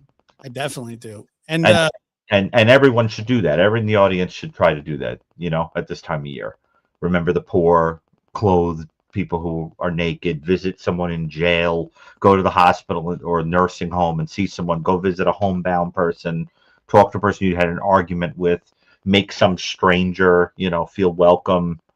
It's very important, because if everybody does that, you can imagine the joy, the gift that would give to God. I agree. The joy that heaven would experience at the idea of that. Well, we have other calls. Well, I appreciate your call and thank you for your kind words too. Yeah. Thank you. Merry Christmas Merry to both of you. Merry Christmas. You're a very kind person. Thank you. She's a nice person, Pete. Very nice. Is there a particular case that gets to you, Dr. Gary? I know Josh and the Summer Wells case is number one. Actually, it's not. The Summer Wells case is near and dear to my heart. However, it's my first case really was that really bothered me was, and I don't want to get into it, but it was the West Memphis 3. It is a can of worms, and it was just such an awful thing. But what about you, Dr. Gary? You got one? Well, that's what the new book is going to be about, right? That's the whole point. It's 25 cases that have haunted me, and then talking to experts to help understand them together. Gotcha. I'll reserve the answer to that question. But somebody in the audience very beautifully said that if I scroll up, somebody said that because of the comments, similar comments I made on the lab, they called up an aunt of theirs that they haven't talked to in a long time, and they made up. They had a chat, and that's very powerful to me. Pretty impressive. All right, let's take another call. Odd to me. Yeah. 830. Where are you calling from? What's your name? This is Zoe Trope, and I'm calling from Texas. Hey, how are you? I'm good. How are you, gentlemen? Very well. How are you? What is did I miss your name? Sorry. Watching it. It's Zoe Tripp. Sorry, we're talking over each other. Yeah, because there's some kind of thing with the connection. But I'm sorry, did we miss your name? Yeah. Zoe Trope. Oh, Zoe. Okay. I always love the name Zoe. How are you? I am doing very well. Doing Christmas decorations. Do you do the bags? Like, have you seen the people that line the streets with the bags and the candles in them? I'm doing versions of that. Didn't have money this year for any sort of decor, but I'm very industrious and can do a lot with bubble wrap and cellophane and reflectics and other hardware materials. So just takes a little more effort. Yeah, that's awesome. You make it happen. Yeah. So what's on your mind? It's gonna happen. What would you like to talk about? I have one thing I'd like to say to Josh, and one thing I'd like to ask Dr. Gary. I feel definitely a kindred empathy with you, Dr. Gary. Just it seems like the more I learn about you, the more I kind of am interested in similarities that we might have. One being that you had intended to, or did begin to go into the seminary, and obviously have studied theology. And I myself entered a monastery on my 19th birthday. Oh. And was curious what preceded that impetus to go that route for you, because I know my own life. Feeling that there was nothing else more important to study, that everything else was secondary.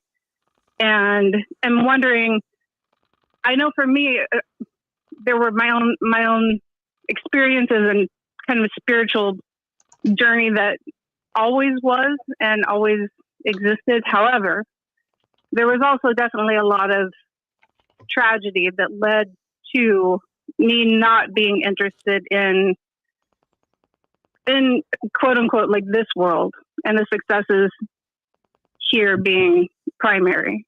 And I was curious in your own life what led to your interest in going that direction. Well, that's a very complicated thing, because I think what happens to people who go into that life is they have to believe they have an actual calling to do so. And so it's more like, do I respond to that or not? It's something that I think comes from outside, right? More than what goes on in the person that draws them to it. But I think to answer that question, I'll remind you of that beautiful story from the Gospel of Luke, where Jesus goes and he's visiting two sisters. Remember Martha and Mary? And Martha is running all over the place, making the preparations, and Mary is just sitting and kind of like staring up at Jesus. And Martha says to him, why don't you tell my sister to help? Like, in other words, like, get off her keister, and help. And he basically says that, in so many words, what he essentially says is that calling that Mary has to just sit and contemplate Christ, to sit and contemplate what we know to be God, is actually a higher calling than running around doing what is essentially the equivalent of being a kind of social worker that's taking care of everybody. And I think that that's what happens to some people, is that there's that calling to be a contemplative. So in other words, some people, they have to be in the world and help people and do good, and people that are sort of the hands of God, they have to do that, right? And that's a beautiful thing. And then there are other people that really feel a need to kind of hover outside of the world and contemplate the nature of God. And that is a very holy and special thing. And I think that's what I identified with. I always saw myself as somebody that wanted to just sit and contemplate the nature of God. And but I think what wound up happening is that I realized it was more my calling to be out in the fields, and kind of doing, to be a little bit more of a Martha, more of a Martha. Right. Yeah. What'd you say? Contemplating the nature of the darkness. Well, yeah, exactly. And I think that's exactly right. And I think that being a contemplative kind of person, you can do a lot of good with it if if you're out in the world. It's just a little difficult to be a contemplative person in a world like we're in, because it's designed to be noisy and bombastic and distracting. Even if you go to a church and you want to quietly be, like if you're Catholic and you want to be quietly in the presence of the Eucharist, the whole thing is designed to be loud and, singing eagle's wings and guitars and, the organ and people shaking hands and the whole thing. And the point is lost. I have a kind of Kierkegaardian attitude about it, that I think God is found in quiet. I want to be kind of alone in that. And I think that's the thing that's missing. The thing about contemporary society, I think, is the most evil. The darkest aspect of it is the entire thing is designed to make people not look inward. That is why I think God used the tragedy of COVID to give people, he didn't cause it, but I think he used it to give people an opportunity to sit still and look inward. And all I did, I watched Tiger King. Well, because the world is designed to make you watch Tiger King when It was good.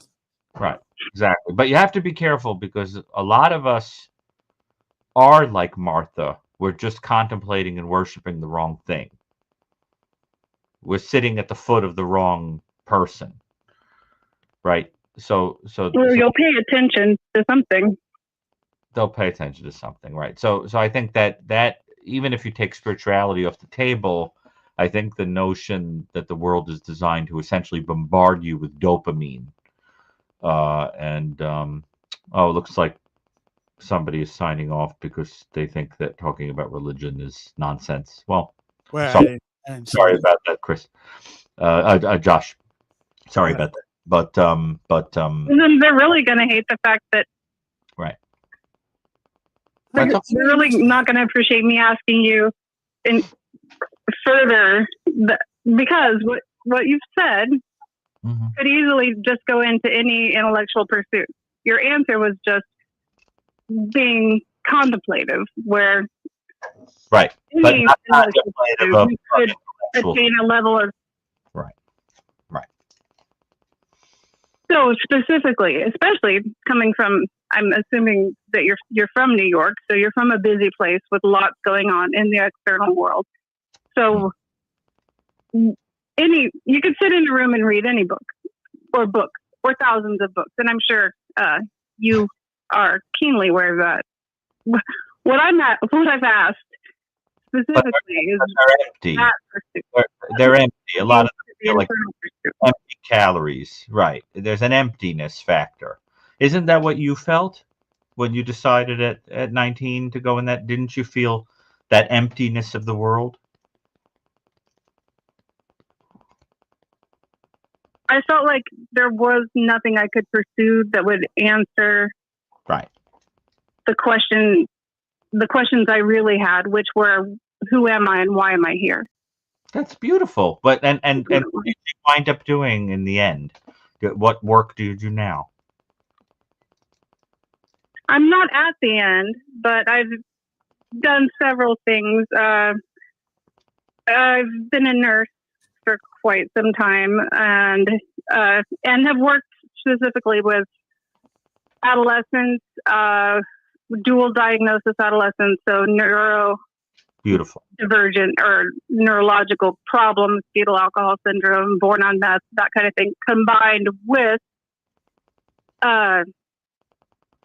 psychiatric diagnoses. So children that have tried to kill people, and that sort of thing. So that actually require institutionalization for their own safety and for the safety of others, as well as I've worked with neuro patients, strokes, brain injuries, quadriplegia, and drug addiction. So, and you don't experience those three. You experience the fullness that comes from acts of mercy, loving people, taking care of people. That's a beautiful thing. That's a beautiful thing. Well, and I can see from my own life, like I kind of left the path that I was on to some degree when I was younger. And I actually realized that I was becoming basically an asshole. I was sort of seeing everyone as being, demonic, and I saw myself becoming more and more not only judgmental but just fearful. And I knew that I was going somehow. I wasn't in the teachings, but I was going that direction, and I decided to abort. And however, I definitely was a true believer and studied very sincerely, and I feel like because of that, because of sort of my worldview and perspective, it's given me the strength to go into a lot of depths of pain and suffering. I've witnessed a lot of death and been able to, keep my cool in a lot of pretty insane situations. And I definitely see that foundation as being really essential. And I've wondered, with your perspective, like how you deal with the darkness that you look at with like, so, I don't want to say equipoise, because it's not. It's beyond that to me. Like, the perspective that you have on humanity is, I don't understand it. I don't know. Honestly, I don't understand how you were able to see and focus on the good that you do, with maybe because you've seen such extremes of darkness that the light is a lot prettier and easier to see. Well, I think that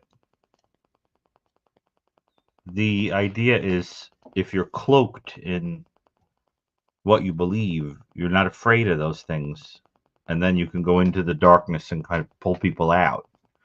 That's, in fact, in the first chapter of the book I'm writing, which I called A Traveler in the Darkness. I think that, the idea is you are not the darkness. You're traveling into it to understand it, to help people with it. But I start the book by saying, without quoting it exactly, I say something along the lines of, this book is not for everybody, right? You have to be someone who wants to travel into it to understand it. But what you're touching on is very moving to me, because the reality is that, if you think about like the distribution of personality types, the Myers-Briggs, that kind of thing, the reality is that people who are intuitive about things that are in the psyche, that are in the spirit, that are in the self, are really quite rare, right? They're like 1-2% of the population, slightly more common in females. Right. IN something, right? What are you, an IN? What's the rest of it? FJ? INFJ, yep, I'm the right. I'm an INTP, so I can understand. Yeah, right. When did you find out you're an INFJ? I don't know what the hell you guys are talking about. Oh, this is the Myers-Briggs. This is a very powerful personality test that you can take that will really nicely summarize these kind of aspects of personality, whether you're introverted or extroverted or more intuitive or perceptive or thinking or judging or, feeling or thought. And it's quite remarkable when you figure out your type, you start to understand a lot of things about yourself. And a lot of people who are introverts masquerade as extroverts. But you sound unabashedly introverted. I mean, what you're talking about, the identification with people that are on the outside, the contemplation of giving everything away and contemplating God in holy orders, all of that. I mean, that really speaks to introversion, and that's very beautiful, but it's quite rare. And the world is designed to make introverted people feel very tiny and invisible. The whole world is just not for the introvert anymore. I mean, there's no, they're lost in the shuffle. Most of the introverts I know are masquerading as extroverts to get along out in the world. So what are you doing? What is the arc that you run to get out of the noise and the bombast of the world? INFJs are like sponges for other people's emotions. They can almost seem psychic because they can walk into a room and feel the feelings of other people quite well. In fact, I noticed you were doing that even in the way you talk to me, that you can feel things about me as a person and Josh as a person. That's a very unusual gift. What do you do with that empathy that you have, that high-powered empathy? Does it overwhelm you ever? Well, I think one way that maybe I've adapted to being able to function, I worked nights for like 15 years, and no matter how hard I try, I cannot get back to any kind of diurnal schedule. I like the world when it's quiet, and I can think when the world is quiet. My first year of nursing was absolute hell. I prayed every day, just please help me to not harm anyone. That was my goal. Just please actually do no harm. And was just drowning, absolutely drowning. And then finally I got on night shift, and lo and behold, there was my brain again, and I had access to it. And without all of the commotion and people around and sounds, and I was intelligent again, and I actually could use my brain and help people and and realize like this is the only way that it's going to work for me. And consequently, I'm very firmly biologically nocturnal at this point. And that definitely has become a major adapter for me, because I like the world when people are asleep and the world is quiet. And exactly. And then I wind up on chat lines at 3 a.m. Well, you should read. Right, takes one to know one. You should read. I mean, I'm here too, aren't I? You should read Robert Frost's One Acquainted with the Night, which, of course, was written by someone who had a personality structure very similar.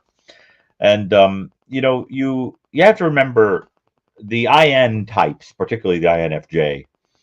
They are like. It's like when they have an emotional experience, it's like when a hemophiliac can't clot, right? They can't clot the emotion. It's too much. And what happens to people like that is that they have a battery that gets drained. If they have too much socializing or too many problems of other people that they're soaking in, they're going to deal with it one of two ways. They're either going to have to shut it off by completely dissociating it, drinking it away, drugs, kind of escaping, whatever they have to do to not deal with it. Or they hurl themselves into it so altruistically that they lose themselves. And people like that, what starts to happen is they start to prefer the nighttime and the quiet, because it's the only time that their battery can recharge. It has to be when there's no one around. And, I think that's very adaptive. I understand that. I can get a lot more work done at night too. for that reason. That's, so you get into strange hours and whatever, because the truth is the day is filled with not being able to say no to people because you care about them too much. It's a personality type that's very special. You'll be alone a lot of the time, but the reality is that at some point you realize you have to embrace that and use it for the greater good of people. And that, in a sense, is like a ministry. At some point you sort of say, it doesn't matter if I'm wearing, a habit or a collar around my neck. The fact of the matter is I am operating like a nun or a priest or whatever, right? I essentially am running a ministry, right? Whether I call it that or not, I'm doing it right now. You see what I'm saying? I can't escape that that's my archetype. Yes, I do. And you can't escape yours. So the secret is to take your neurosis and embrace it and use it.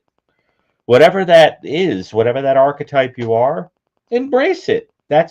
Because if you really, really think about it, for every one of us, our greatest curse is also our greatest gift. They're always the same in a person.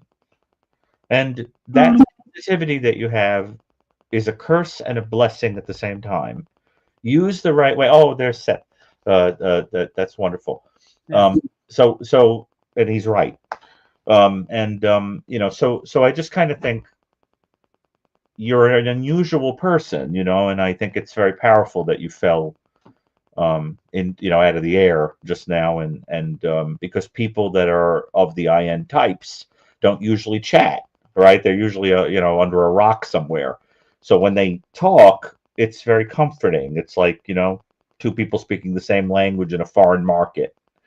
So to me, the idea that you were willing to give up everything and go spend your time with God, I'm like, yeah, of course, I get it.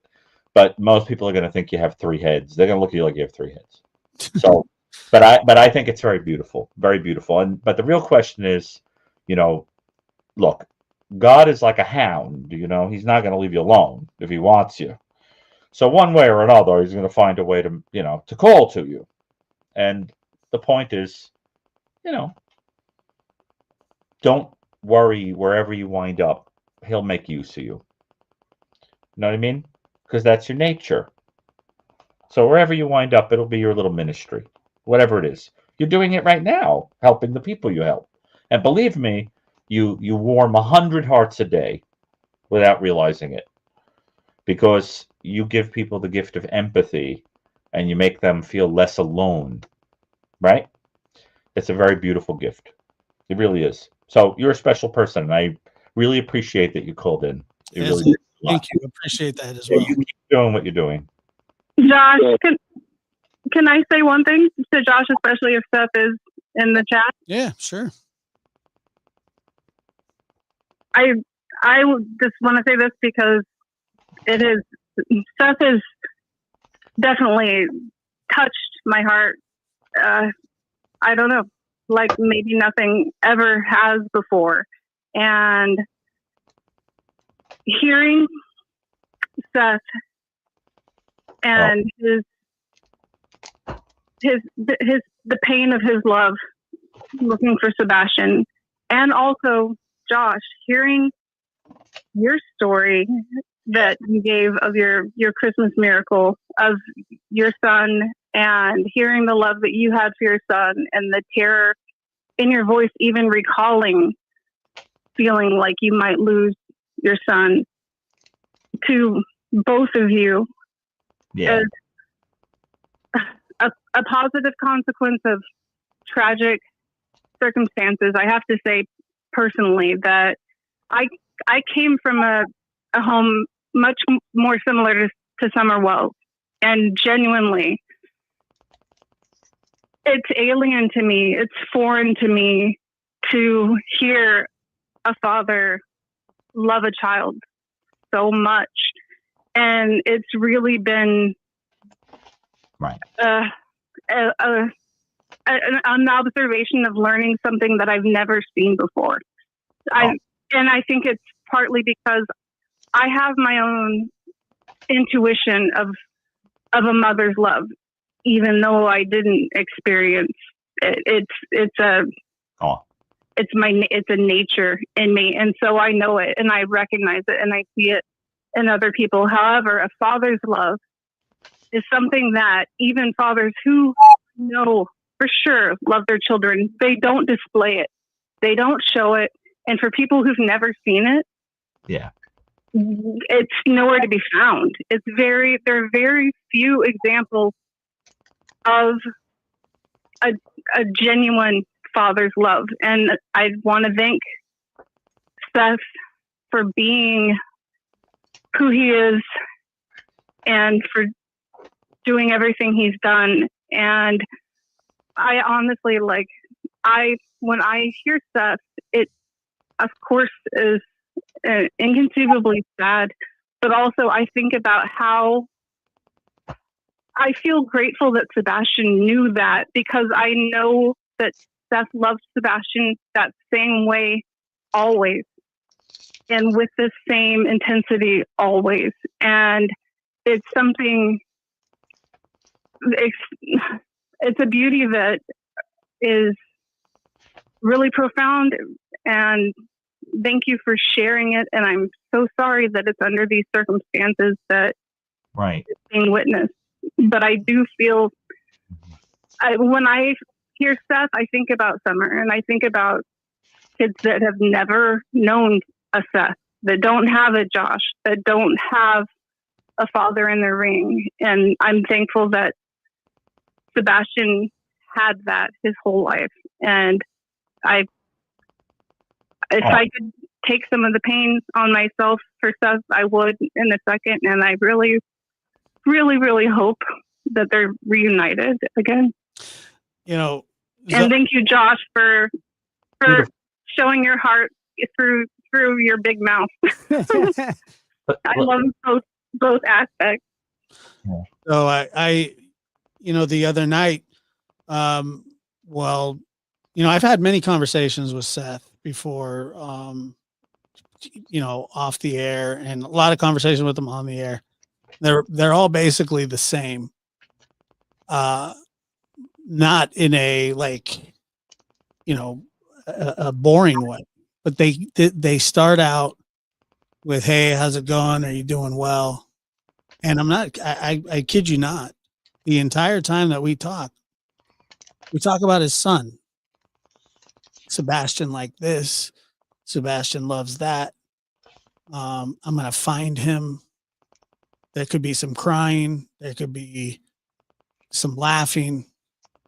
And to be honest with you, for a long time, because I don't know how many people know, but I mean, there was 2 or 3 of us covering Sebastian's case at the very beginning. Almost nobody talked about this case until it was like a month in, maybe even more, because it got weirder and kind of weirder, and just more stuff kind of dripped out and then just completely stopped. And I saw Seth on the news, and he was talking about his son, and I just, for some reason, because like you said, you grew up in a Summer Wells type home. I did too, for the most part. I'm one of the lucky ones. I'm one of the lucky kids that somehow made it out. Now, there were casualties along the way, lots of them, for me and my sister to be to get to where we were, to where we are, to safety. So I resonate with the little child. I resonate with the father. I resonate with the teenage boy. And it truly is heartbreaking what people have to go through in life sometimes. Like I said the other night, it's not fair. And Seth said, and what I expected Seth to say, Seth said, life's not fair. The old saying, life's not fair. Well, there's a difference between life not being fair and your child going missing and you don't know where they are. That's to me, that is so far out of life's not fair. When I think of life not being fair, I think of, you you break your leg or something, and you have to sit out a season of softball or whatever it is. I don't think that it's not about fair. It's about just, humanity. And anybody that can sit there and look at that guy's face, Seth's face, and the pain that you can see in it. If you can't see that, I don't know that I could have a conversation with you. Because it's probably people that have never been through anything in their life, that anything substantial, anything, they've lived a very charmed life. Mom and dad were good people, and they went to a very nice school, and, they had a cell phone before everybody else and things like that, which isn't a bad thing. But it does kind of leave you thinking, leave you without any sort of knowledge and experience of life. And I'll tell you that I know a grieving person when I see one. I've seen many of them in my own family. I've talked to many grieving people, and it's just obvious to me. Well, you've also had someone stolen. I mean, you've had someone go missing and someone that was taken from you. No question. And it's the reverse. No question about it. And I think wanting justice for other people and seeing that someone is suffering because now their loved one is gone and someone maybe has taken them away. I think that that boy that had his mother taken is now a man that wants justice for people that suffered that. Yeah, it's funny because I never thought that deep about it. I never. But the more that I have looked inward, after watching Tiger King, and I went on, I say that I told my grandmother after my grandma, my dad's mother passed away. I inherited my father's stuff.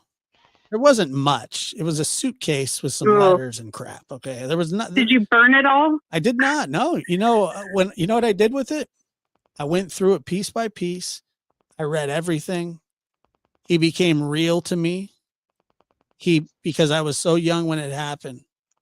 And then I had questions, and I was reading letters between him and my mother when he was in the military, love letters, and this was in my early 30s when this happened. And I was just, it made everything very, very real. Okay. Like, it was just really, I don't know how else to put it, but he wasn't the boogeyman to me anymore.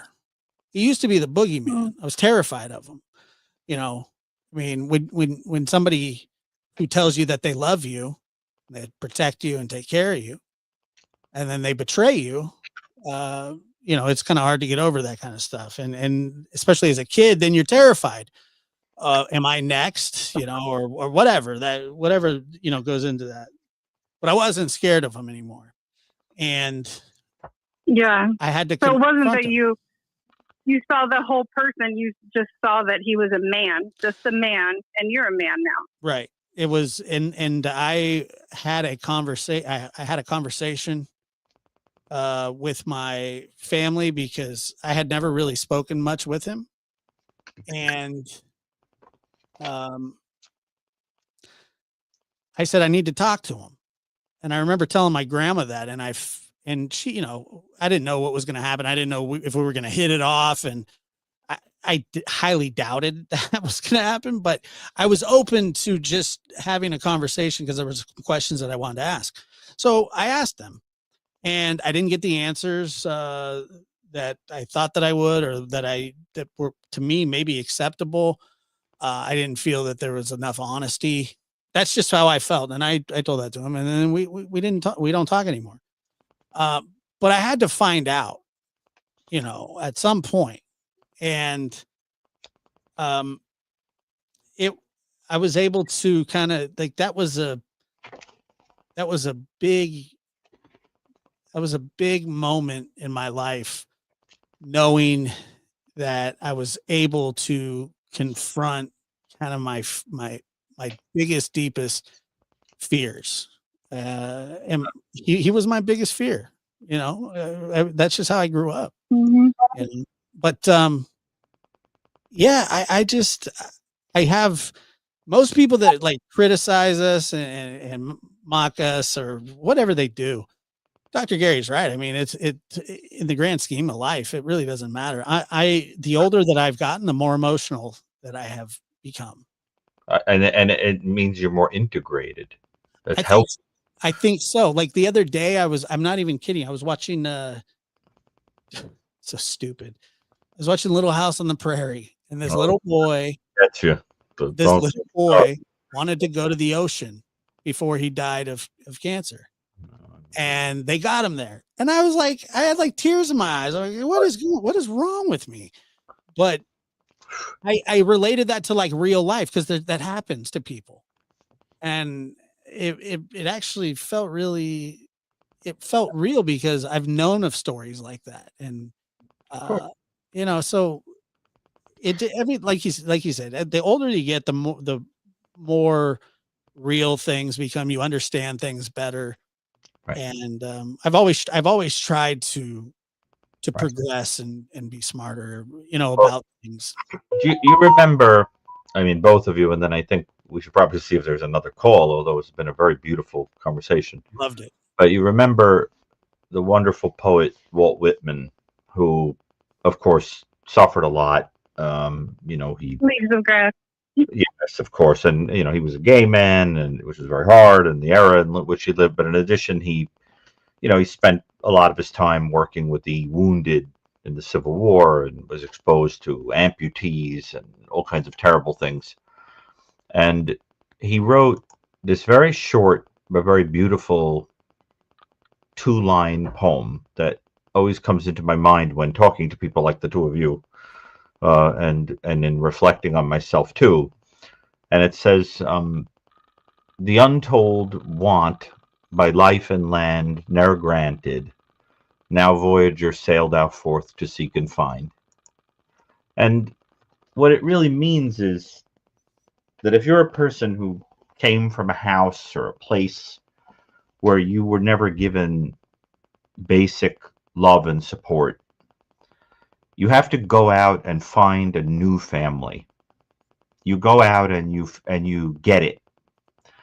In fact, I think sometimes that the entire community, even like on a program like this, is a kind of hodgepodge, a farrago, a potpourri of people that have lacked that in some way or another. And they come together and they make a new family. And people do that in all different ways. For example, there were many years that I always went to the same diner to eat. It was like going to Cheers. I always the same characters in there, same waitress for years and years, knew exactly what I wanted to eat, knew how to make my coffee. And I realized that I was kind of making a family out of it. And I think that's what people do. They go out like the little boat and they seek and find. And whatever it is you did in your family, you'll just go out and do in the world. If you were the one that tried to be the one who held everybody together or loved everybody or put yourself last or whatever, you're just going to do that in a megaphone for the rest of your life and in every relationship you have and in every, and I think that gets right to the question of how to take the pain of a life and to ennoble it, right?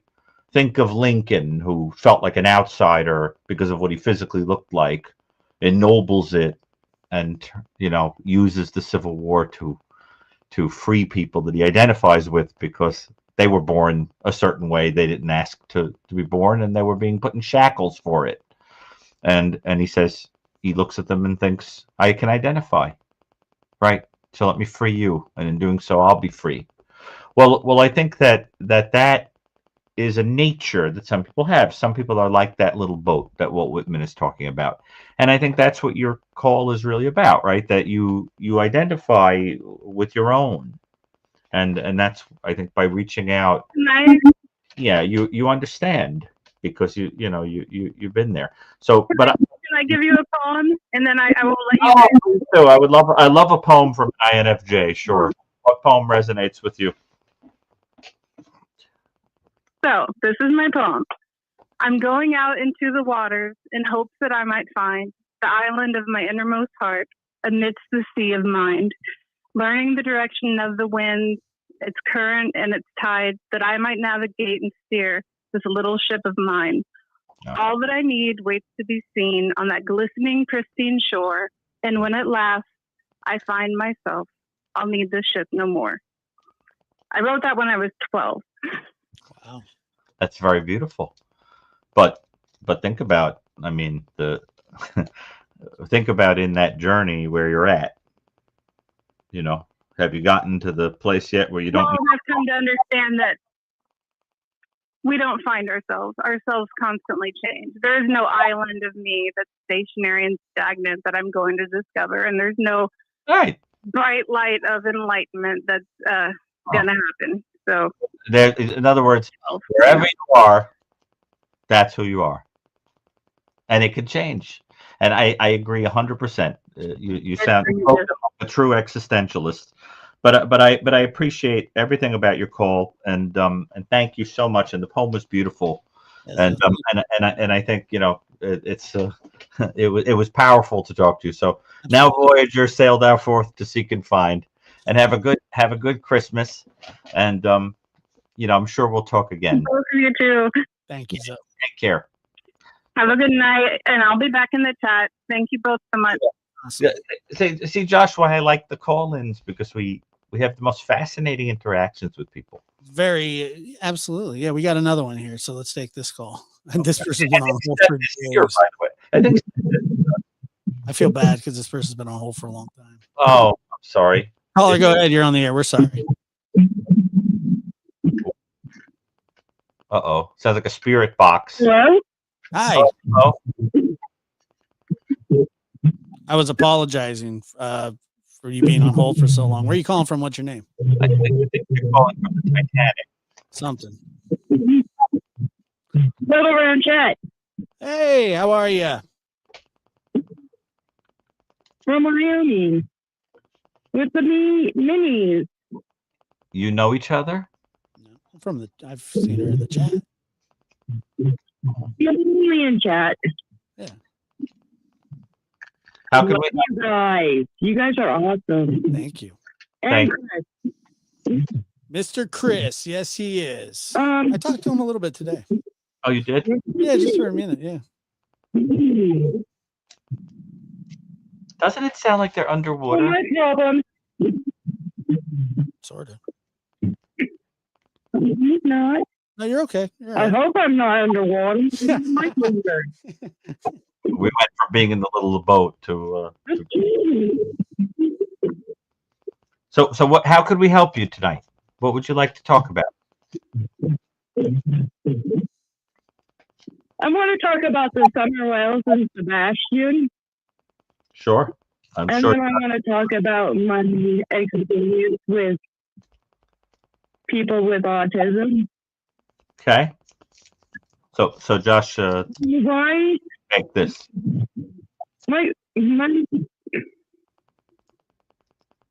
My question is, why was it that Candace and Katie only looked for their kids for 3 minutes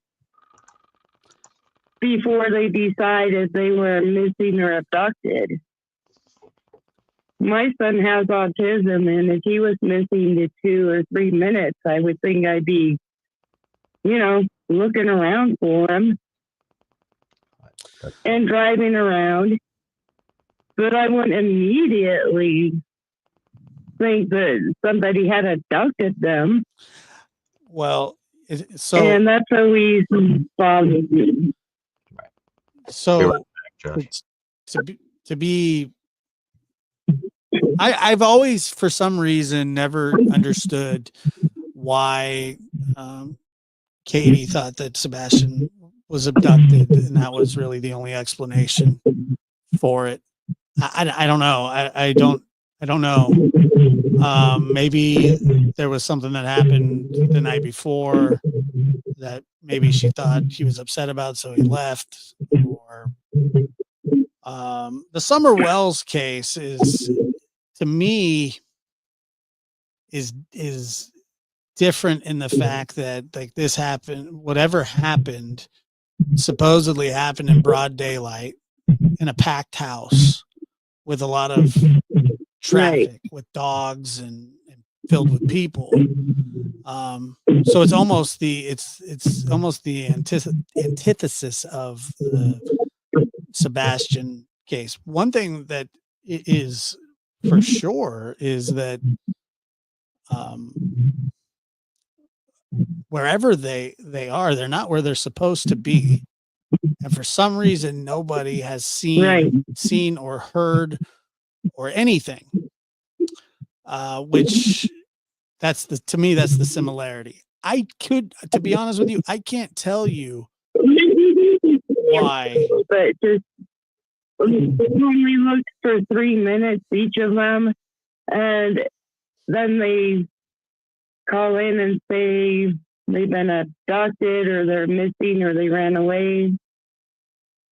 It just seems weird to me. I mean, I'd be looking a little bit more than that before I would call the police officers or whatever. Sure. You know what I mean? Yeah, I mean, I don't. It would just be, he can be like, oh my God, he's missing. Call the police. Yeah, look, like I said, I wish that I knew the answer to that. I wish that if I knew. Well, yeah, I don't even know when they went missing. You know, you're told that there's a certain time when they went missing, and then when they were reported. So I don't know. I really don't.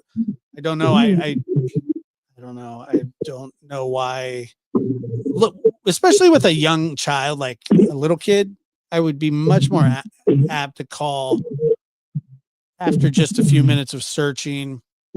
But I'm not even convinced that, and this is just me, I'm not even convinced that something didn't happen hours before and then a phone call happened. You know what I mean? Exactly. So exactly. I've always felt that way, but and then the other thing, my son has high functioning autism.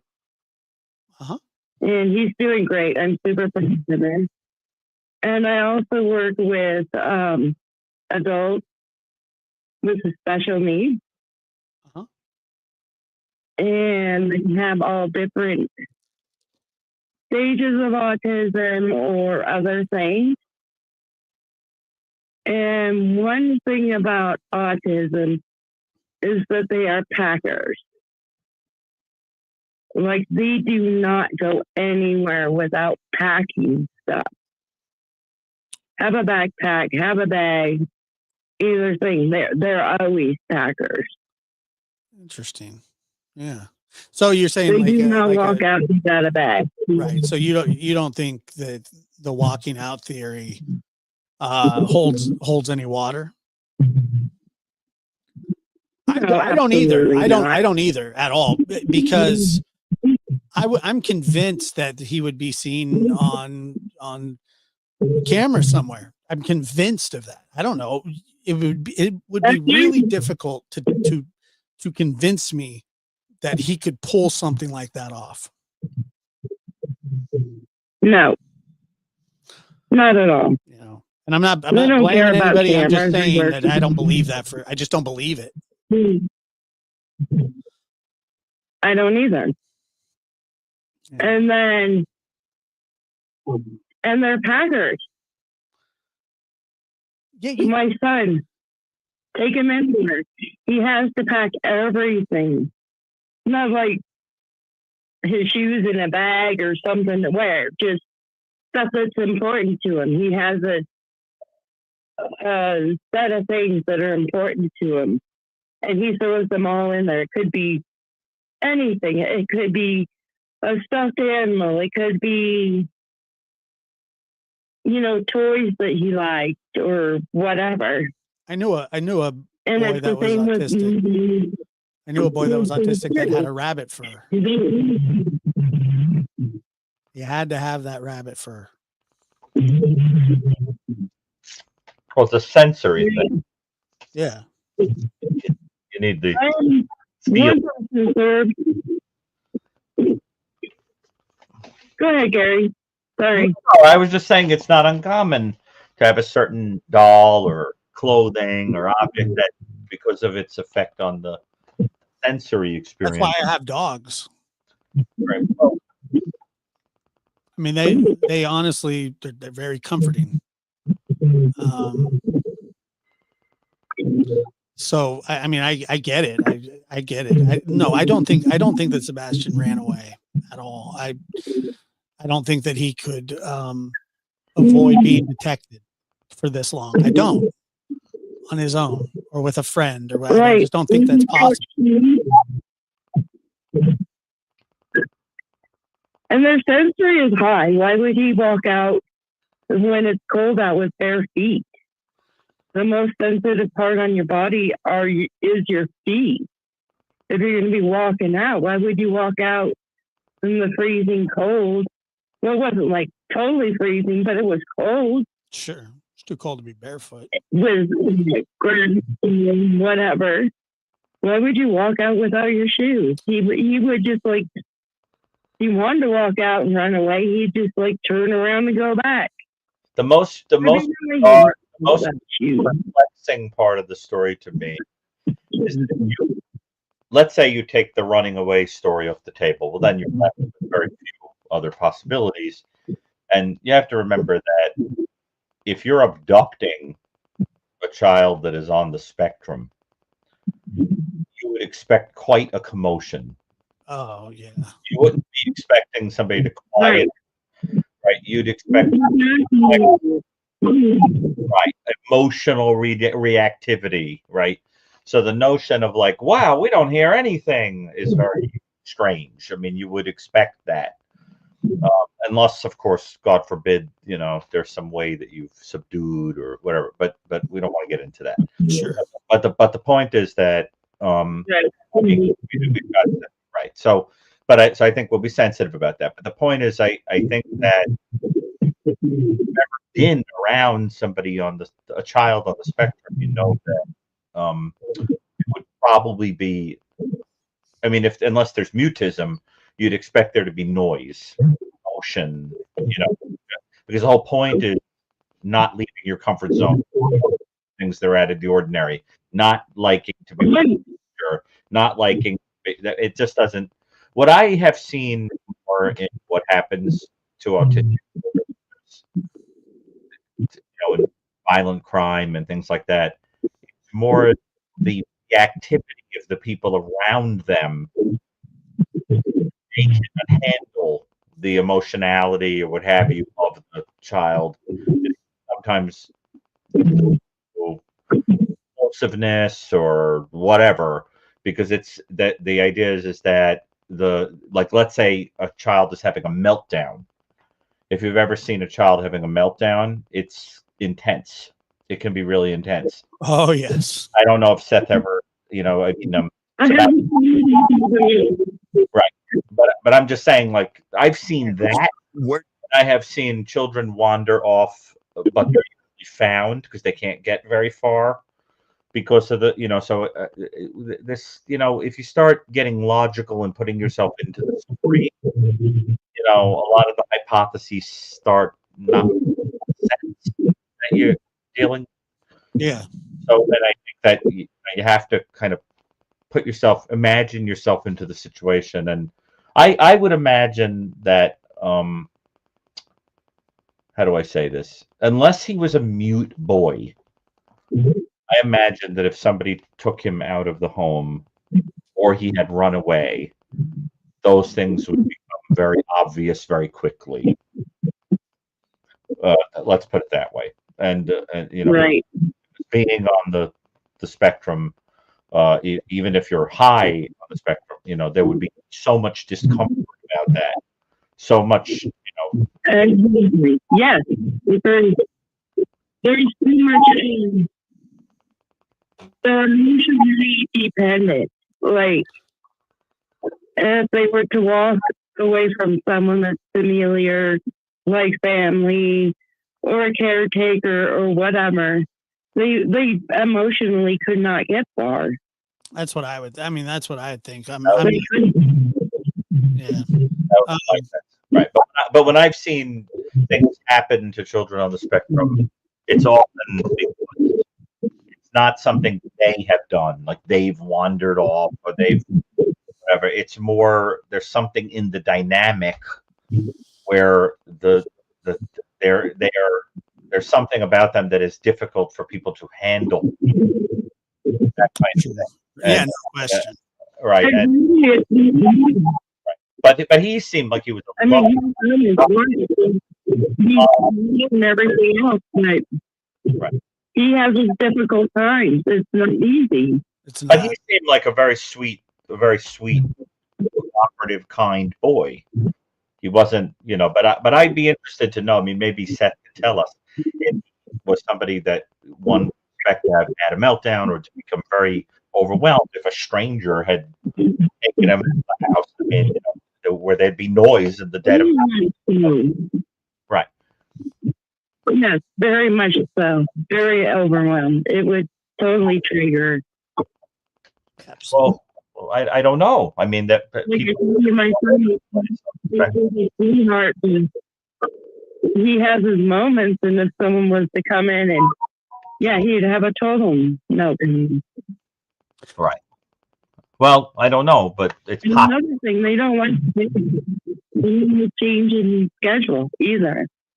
That's true for some people, yes. But you know, that's the whole thing in the. Yeah, we're having phone issues over here, so I'm gonna drop the call. But I do really appreciate your phone call. Definitely, and what's that?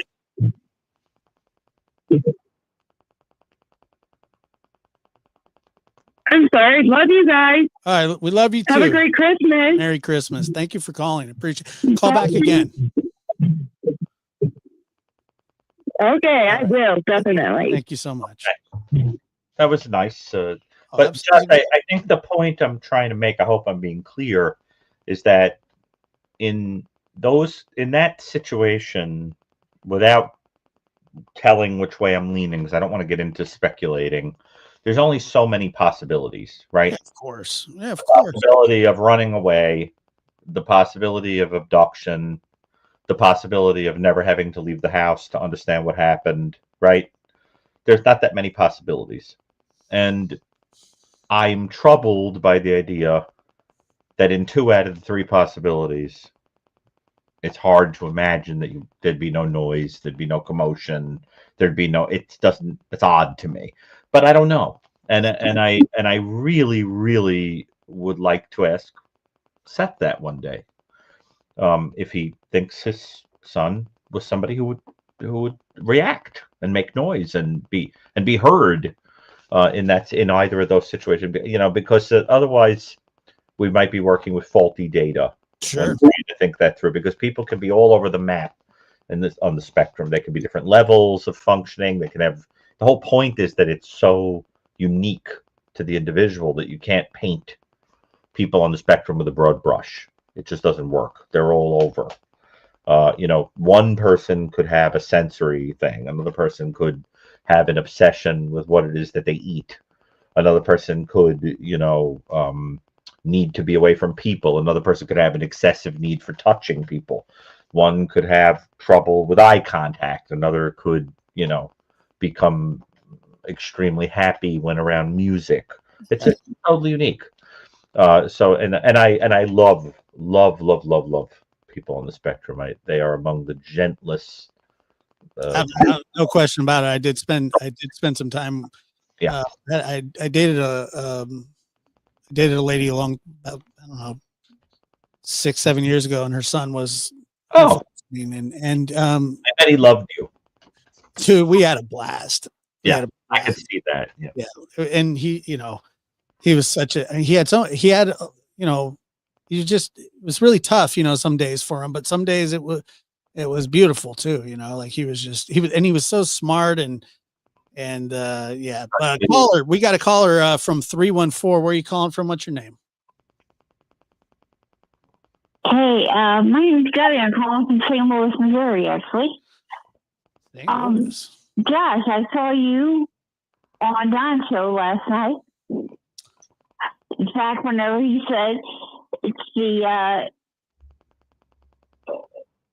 a nickname for you. What you eat. Corn dog. Corn He dog. said it's the corn dog king. Yeah, that's me. And I said, "Hi, it's Joshy." And everybody came running here like I was crazy because they didn't know what was going on because they didn't know what I was watching. And I just like screamed it out in the middle of the room. What show was this? It was last night on when you were on with Don with Seth. Oh, For the yeah. Christmas The thing. day before. Yes. Gotcha. Yep, I was the. It was the day before I I think- saw last night. The Mr. Yeah, he called me Mr. Corn Dog or something. Yeah, him and Chris are relentless with the corn dog jokes. I'm so grateful. When they introduced you, they said he told them, he said, "Well, we've got Mr. Corn Dog on the phone." And you knew I who said, it was, huh? "Joshy!" I knew right away. Yeah. And everybody kept. I'm laid up from having a knee replacement of a knee replacement. My first one failed, so they had to take it out and do it again, which is not easy. So everybody thought something was wrong with me. And my brother came out of the room, and Mom came down the hall. They were all wondering what was going on. Yeah, right. Yeah. Are you okay now? Thought something was wrong with me. I was like, "No, I'm just watching TV." The Corn Dog King was coming on. Yep. You called because you wanted to tell Josh that you saw him on the show, or that did you want to ask another question, or how? No, actually, well, I got a question. I'm confused, actually, about that case and the Summerwell case and Monkey's case. So you can see that, Josh, I've been with you for a long time, and I filed all like the things. I was on the show. I was in the audience of the show the other night when Monkey's mom was trying to confront one of the prime suspects, trying to get him to tell the truth, which he's never going to do. Except for that they always say he needed money. Josh ran away. Right. But they always say he needed money, so when I give him $52,000, that would put a lot of that commissary on his books.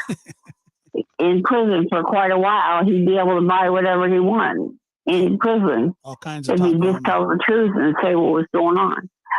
But do you really think that and I'm going to try not to be rude about it because I saw that Sebastian's dad is in the chat.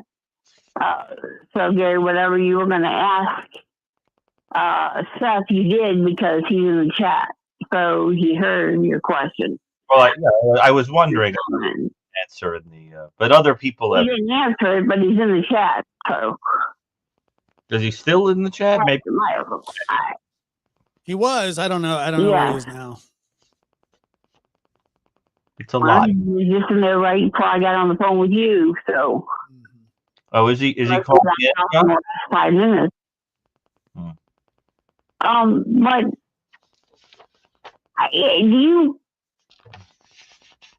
do you really think that any or all of them are still really around?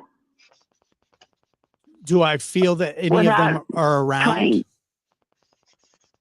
Right. Well, you mean alive? You know what I mean? Yeah. Well, yeah. Well, you didn't really want to. Look, be that blunt. No, I understand. Trust me in here because I don't want to upset him. I understand. You know, but here's the thing. And you know, Seth and I have had this conversation more than once, and we've talked about this. I will tell you this. I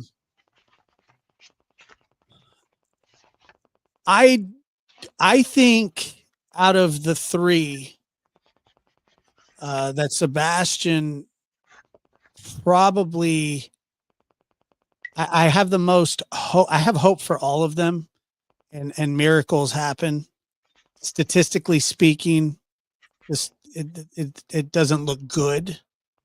I mean, I think 10 months down the road, or 3 years or 3.5 years down the road, I think that we all have to expect that there is a possibility that they're not around. But I think that Sebastian and Summer and Michael, and, you know, without any proof that they're deceased, I think there's always hope.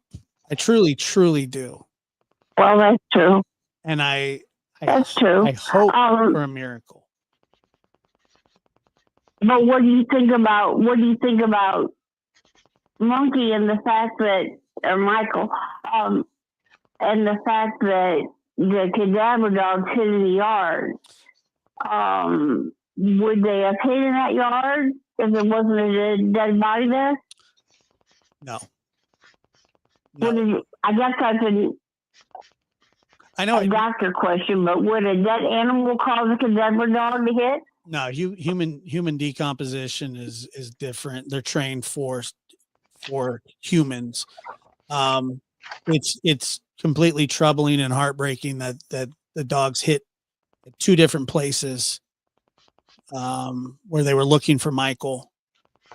That would tell you that there's a strong possibility that he probably isn't with us anymore. Now, like I said, without I think what they need to do is, her parents lived behind them in that house behind them because her parents owned both houses, the one they lived in and the one that her and your friend you talked to the other night. I'm using the word loosely. Stacy. Yeah, you know, he messaged me during the show. Stacy messaged me during the show. I did. I did. No, when I did a show on Michael the other night, Stacy sent me a little love letter. Oh, did he? After it? During Is that when you said he blocked you? He did block. He didn't. Oh, he ended up blocking. Is that when you said he blocked you? Yes. Yeah. Huh. He called me. He called me some nice names and things like that, and I said, you know, I'm not going to stop promoting that you're a suspect in a case where, you know, that you've told police that you would find Michael in the backyard. And I just told him, I said, it doesn't make any sense. It doesn't make sense that you somehow you made that up, and then they hit cadaver dogs hit. And but I said I'll never. And by the time they got the warrant and everything. Right, but I told him, I said, I'll never stop telling people that you're a suspect. That's it. And he blocked me. So. But her parents were behind her. Did they ever Did they ever check their yard? I'm sure that they. Nobody's ever said that. I'm sure they were pretty meticulous around there, and so they were there for a long time. So I know they checked next door neighbor's yard because they thought they might have been involved as well. But I wonder if they ever checked her parents' yard. Yeah, I don't know the answer to that, but I just don't know the answer to that. I wish I did. Chris would.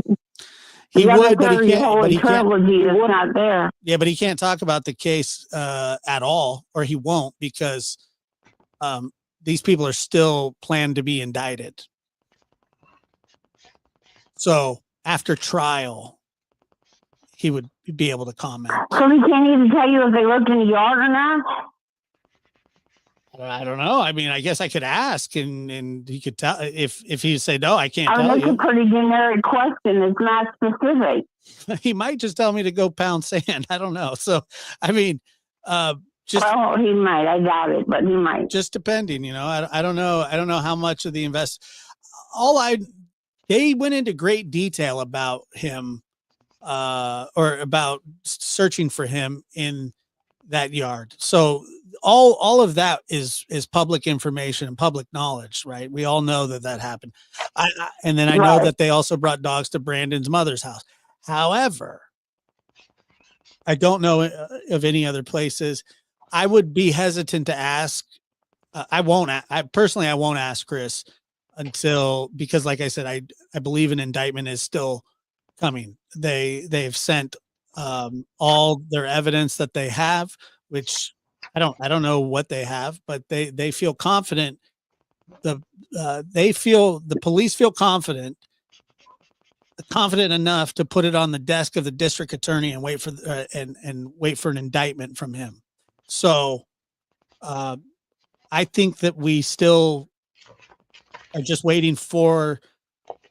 I know that they want to find Michael in whatever state that he's in. I understand that. And there's no statute of limitations on murder or kidnapping or anything like that.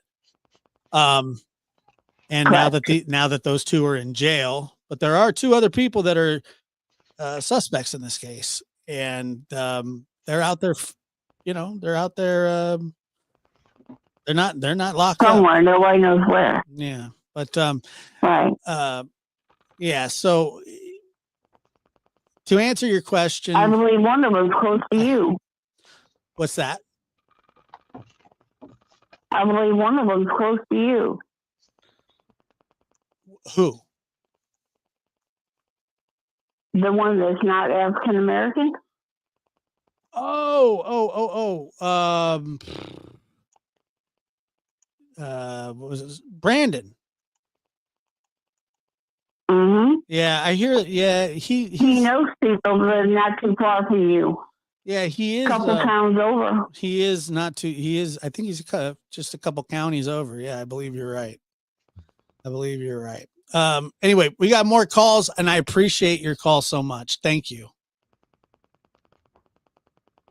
Thank you. Bye, Doc. Merry Christmas.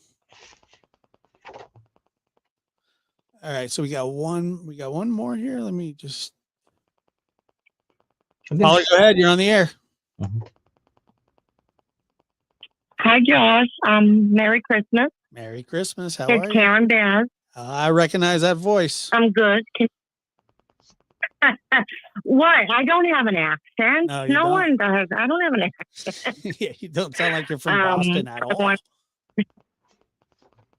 Oh, not at all. I'm really trying and speaking slowly. I want to wish you a Merry Christmas. Merry Christmas. Thank you for the shows the last couple of nights. I'm not usually up this late, but I have a little insomnia. And Dr. Gary, I wanted to thank you for all the insights you've given on a lot of these cases and for being on Josh's show. Yeah, I appreciate it. There was something,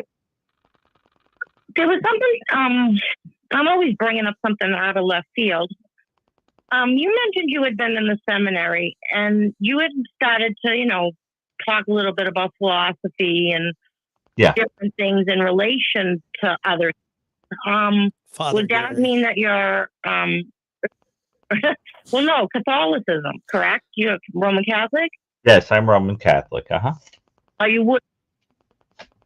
Well, of course I am from an Irish, Boston family. I think we have the highest percentage of Roman Catholics probably in the Boston area. Remember when George Costanza converted to Latvian Orthodox Jew? Oh my goodness. For the woman, yeah. Yeah, Can I tell you? That was those shows. That's funny. I have been watching those shows now, and there's so many things that you couldn't get away with on TV now. But I have to tell you, that humor is just so spot on. I know. About life. Best. It's so good. yeah, and the Latvian thing and how we wanted the express conversion, and it was pretty funny. Yeah. I just wanted to share with Dr. Gary that I found that unusually helpful and comforting during some of this. I did lose my elderly mother in June. She was 84. Mm-hmm. And I was curious, Dr. Gary, because you've talked about, of course, you believe in a heaven or another existence, okay? Mm-hmm. So I wanted to just ask a question since I have insomnia and I'm wide awake at an unusual time for me on the East Coast, and you are as well. Yeah. What do you think about the after-death communication that people? I know my mother. My mother was very, very religious. She was, 1950s Roman Catholic, middle class in the city in Charlestown. She's been very clear. Part of dying is part of living. That's not my body. That will not be my body. That's buried. She knew. It was quick. It was pneumonia. Mm. Do you have any experience or believe that there's after-death communication? Electrical, numbers? It's very complicated because in the context of, now we're going to answer this question from the perspective of what the church would say, right? So understand, if you disagree with what I'm saying, remember I'm in sales, not management. You know what I mean? I'm not here to, to dictate the rules. Father Gary. But what they would say, what they would say is to be extremely careful, because those things can also open one up to things that are a lot more dangerous. The reality is that I forgot it. yes, the church would be very firm about trying not to engage in anything like that, because you never know what you're messing with. And I think it's a good idea to yeah, I think it's a good idea to just right. Are you talking about things like trying to use a medium, a seance, a Ouija book? Because if you're talking about that kind of stuff, I would say no. From all of it. No, not at all. I want to know if oh God, I don't want to say this. I don't want to get upset. I want to say calm and clear so my accent doesn't. I want to know if our loved ones do exist after in some form and communicate with us in some level. And you know what my joke is? We'll never have that answer until it's our time, and then I don't want to find out. Well, look, I mean, Christ was very clear about that, in that he said, "In my Father's house there are many rooms, and if it were not so, I wouldn't have told you." In other words, he was very clear about that. He knew people would doubt it, and he was basically saying, why would I have told you that if it wasn't true? In other words, have faith that when people pass on, they go and they live in some spiritual way with their maker. And the reality is that I don't think that humans with our five senses are capable of really understanding the way in which existence would go on in that kind of place. To try to understand it with our five senses would be a kind of folly. Remember, it also says in Scripture, eye has not seen, ear has not heard what God has in store for those who love him. So I think the idea is what will happen is it all gets sort of streamed through symbolism, and it's streamed through art, and it's streamed through myth, and it's streamed through poetry, and but so that we can kind of glimpse it. But like, for example, people who have, as I always talk about, these very spiritual dreams of people that died and so forth, when they always say things like, I saw my dad who passed away and he was in a field made of gold. Right? He was sitting on a somewhere made of diamonds. He was on a cloud. That's the brain's way of understanding the idea of heaven. But that really can't be understood in human terms. It's a thing that would transcend that understanding. And you want to be careful not to project onto heaven that it's like here. So you don't picture like the door opens and like a person in their human form just like walks through it and is waiting for you over there going, "Hi, how are you?" No, you want to picture a deeply spiritual transformation, a glorification of a person in a way that we don't understand. And I think what you want to picture is that there's a shedding of all of the things we associate with this world. Think of the body like a kind of cocoon that gets shed. And wherever it is we go, you have to picture that there's no more time, there's no decay, there's no age, there's no, and so the idea is that I'm sure that the people that you love, I have faith the people you love are somewhere, but I don't dare try to imagine what that is. I only know that it's unfathomably beautiful and peaceful, and in that light are all the answers to everything you've ever wanted to know. And eventually we will understand it there. But until we're there, don't try to turn it into, a big kind of version of Earth with clouds and harps, whatever. And I also think that people that are there are at peace, and I think they have a different perspective on the things that we all worry about. I think that they understand that where the road is leading and there's nothing to be afraid of anymore. I think if you had the perspective of being on there, so many of the things that bother us would seem to them like a hop, skip, and a jump to where they are. And they would do it a million times to get where they are. You see, so I'm just saying, don't be afraid. Believe what you believe, and there's nothing to be scared of. Because if you're Catholic, right, I'm not scared. I know she knew. It was very peaceful. We were very fortunate. It was quick. Good. That's beautiful. I guess I'm more interested in my mom was 84. She lived with type 1 diabetes for 71 and a half years. Wow. She was a survivor. She survived COVID in the spring, but then she caught a cold in June.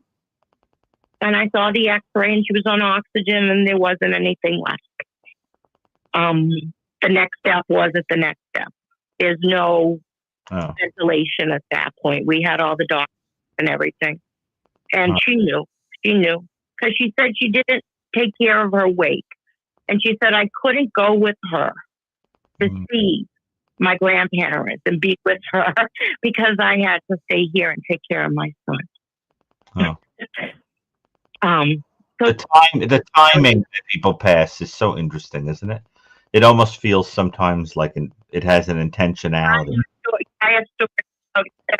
Yes, everyone in my life has passed the way they lived in a way, the way they were meant to pass.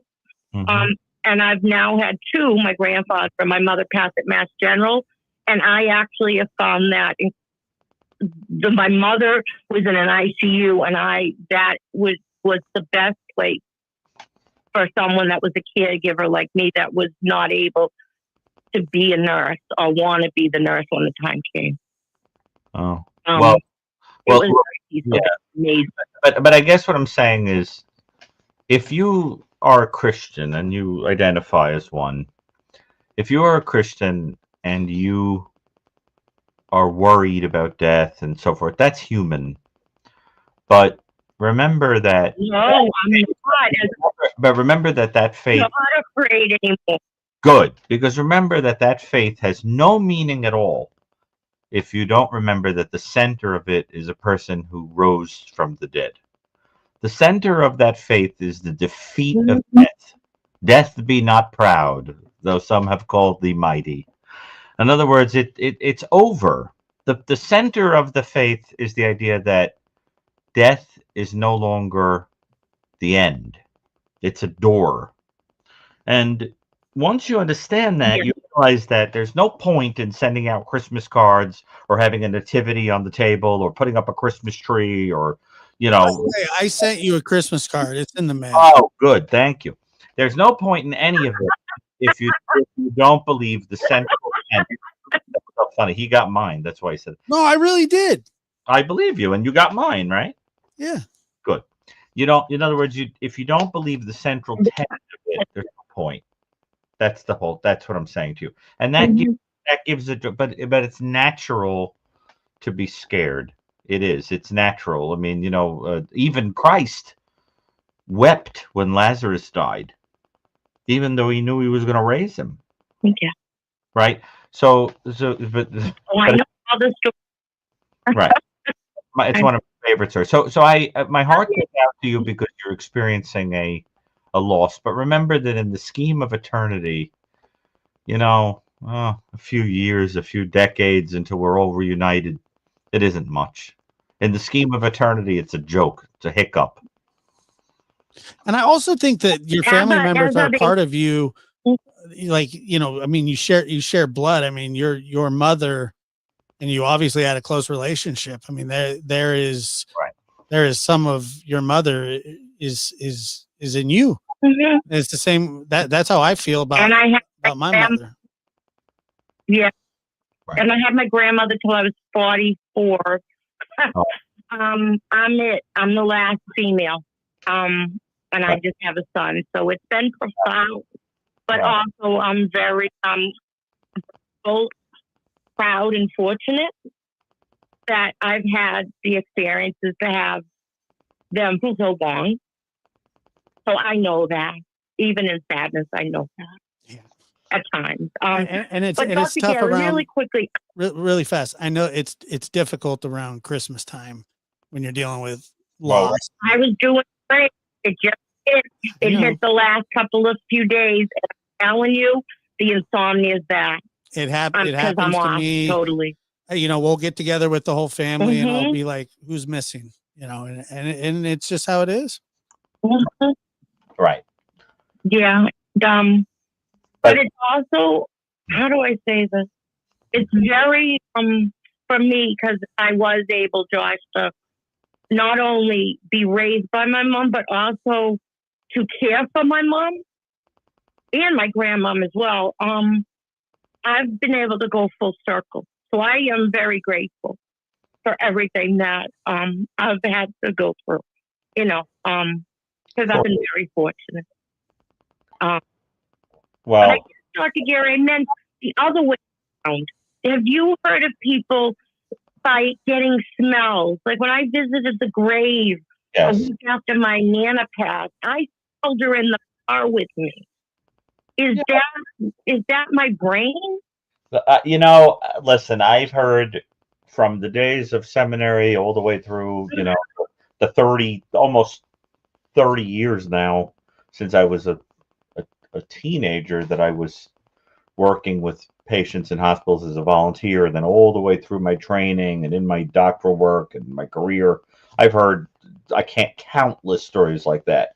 And I've never made up my mind about it. I only know that it's great comfort. And I look, the reality is that there are a lot of things that go on that I don't understand, that I don't proclaim to understand. I only know that I have seen experiences like that and be so transformed by them that they go from crying their eyes out to feeling peace. And who am I to take that from them? I don't know. Yeah. But I have seen remarkable things, absolutely remarkable things. Happen. Right. Yeah. Right. So it is. And it just, I would pick your brain quickly about that part of it, because I'm surrounded by skeptics. I can tell that it's very clear how much you loved your mother, and it's very clear that there's a kind of bond between you that can't really ever break. Wherever she is and wherever you are, it's like you might as well still be on the umbilical cord. You're still connected in that kind of wire that attaches you to her. And wherever she is, I'm sure that one day you'll be there too. Remember that, look, the reality is that if we're wrong and you don't go into some kind of fight and play, let's say we're wrong, well, then where would you be? You'd be in the dirt, in the soil, and you'd be at peace. Either way, it's a pretty big improvement. Pretty big improvement over being, died of cancer, right? Right. So don't worry. No matter what, she's better off. Right? She's in a better place. I really I'm hope, not. It's so Dr. Gary, I hope that's not a speech you'd give to somebody on a bridge. No, of course not. I wouldn't joke about that. I'm talking about I'm talking about better off in the sense of being relieved of the pain of the illness and now having moved on to a rest. That's what I mean. You know what I meant. And Josh is making a joke that I but you understand. He likes to lighten things. I'm delirious. That's a good quality. Making it very dark.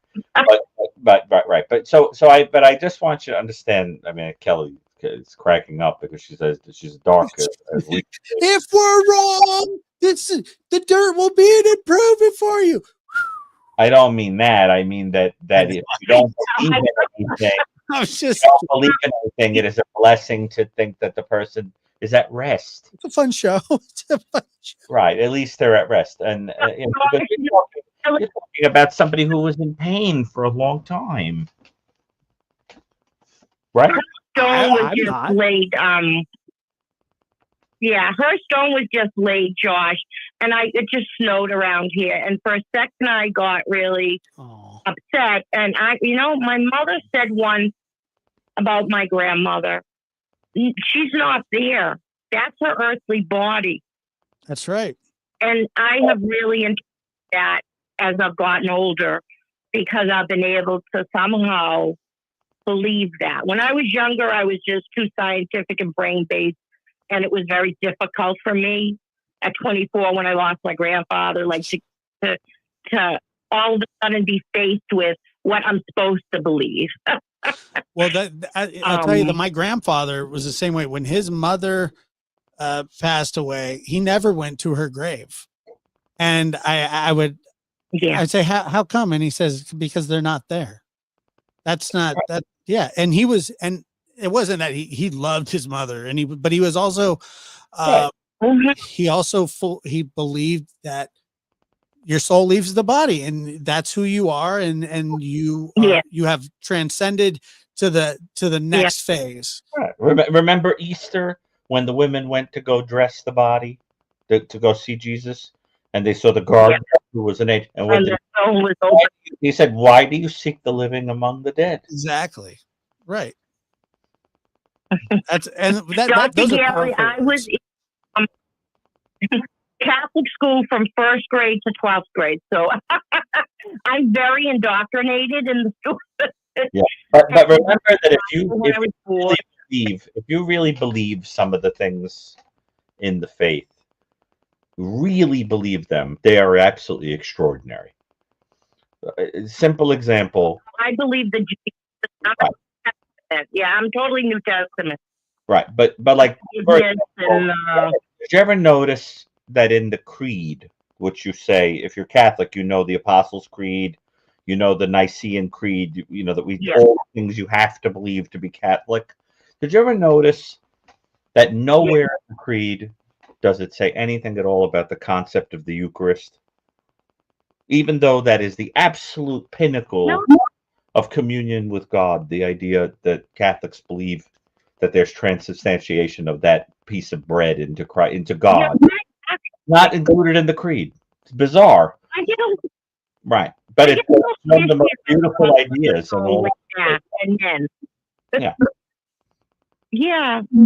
Right. There's an old story. Who are you talking to? I hear you now. There's an old story, and then I'll leave it be. But there's an old story about a rabbi visits a Catholic church, and he's being toured around by the priest. And when he gets in front of the tabernacle, the box that contains the Eucharist, he kneels. He genuflects. And the rabbi says, "What are you doing?" Mm-hmm. He says, "I'm genuflecting." What does that mean? Well, inside that box are these little wafers that during the Mass are transubstantiated, and we then believe they become the body, soul, and divinity of Christ. They become God. And the rabbi says, "You believe that in that box is God himself?" And the priest says, "Well, yeah." And the rabbi says, "Well, you should be doing a lot more than kneeling." Well, that's a very powerful story, because what it really means is that sometimes when you believe something, you don't realize what you're believing. You don't pause and realize what you're saying and what you're believing. Absolutely. And a person on the outside looks at you and goes, "Well, if you believe that, why are we not all in that building right now? Like groveling, like you really believe he's in that box? Like go visit. What's wrong with you?" Right? And so it is a beautiful idea, right? And remember, at Christmas time and at other times of year, if you are Catholic, it sounds like you are, just remember that if he really is in that box, Yeah. if he really is in that tabernacle with that red candle burning, maybe he thinks, "I wish somebody would come. I wish somebody would come. It's lonely here." Mm. And if you go to church, there's like 3 people there. It's really sad, So just remember that, and go pop by for a visit. I think you'd appreciate it. In the meantime, it was a lovely conversation. We have the most fascinating calls from people on. I never know what we're going to get when we send out these messages in bottles here. Mostly we talk about Well, dead thank people. you. Yes. Well, it was a pleasure to talk to you. Yet another. I remember you from another time. So your Beantown accent that you Karen had. is a longtime listener, and she's a great caller every time. Great calls. Oh yes, of course. Well, take care of yourself and have a wonderful Christmas. All right. And you as well, Dr. Gary. And thank you, Josh, for staying up or being up. And Yeah, no. I didn't get myself to. I didn't realize when I was raising my hand with the After Dark. You've got to rename it. At Lab Afterlife.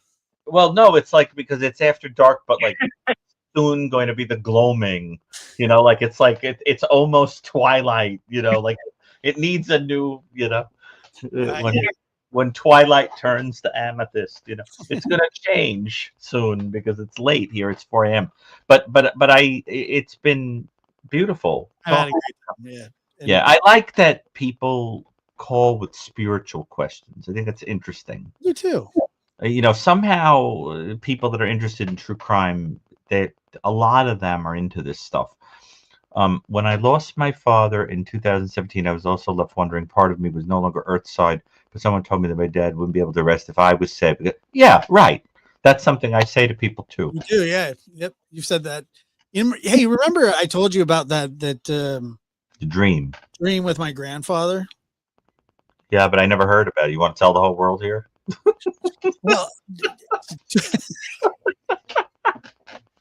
the few stragglers that are still awake. It's like the end of the party where somebody's got the lampshade on their head. Over 300 and something people here. Inebriates, Yeah. There's a lot of people. There's for the middle of the night, man. A lot of people here. How many? How many people? Over 300. Wow, that's quite a little party you've got going on. Especially it's 1 a.m. here on the West Coast. On the East Coast, it's 4 a.m. Somebody said it's 9 a.m. And where were you from? Ireland? From Ireland, yeah, I think so. Yeah. Lab after midnight. You're up all night. From Diaz. Having the piss. Right. I almost changed the name of this show to Up All Night with Josh Diaz. I love Ireland. Do you ever hear Chris sing about Ireland? No, but you give me something to look forward to. It's on YouTube. He sings it. Right. It's pretty good. I gotta listen to that. But I'm curious what county the person's from who's from Ireland. I'm interested to know that. But so tell me about the dream, and then I guess be good time to kind of. It's just I've told you where I always thought he was in in my dream that he was in a rest home somewhere, and that we put him in a rest home, and and then we get a hold of him, and He's like, why am I here? And all this stuff because he was terrified of doing it. I've had that dream twice since like the last time we talked about it. Oh, really? Yeah. And I don't like, usually, it happens, but maybe every couple months, but it's happened probably like 2 or 3 times in the last like month and a half. It's starting to freak me out.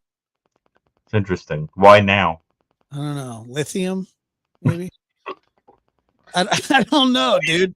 How are you interpreting the dream?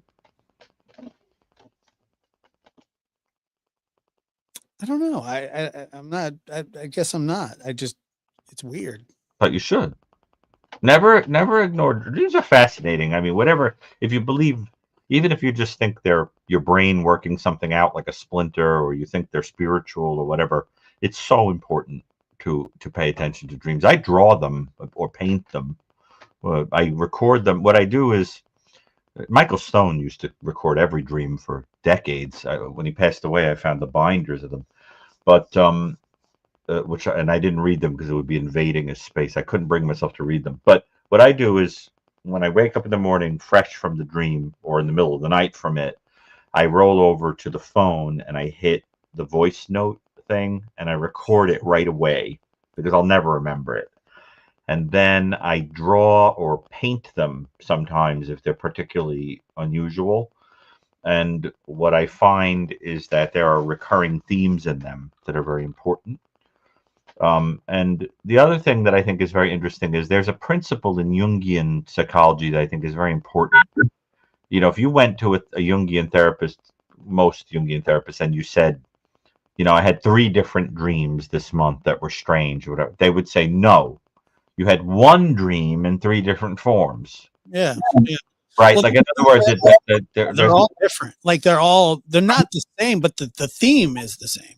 Right. That's one dream, and what'll happen is if you lay them out, you start to realize that you're really in a few different forms working through the same dilemma, and then you eventually get to the answer. Right.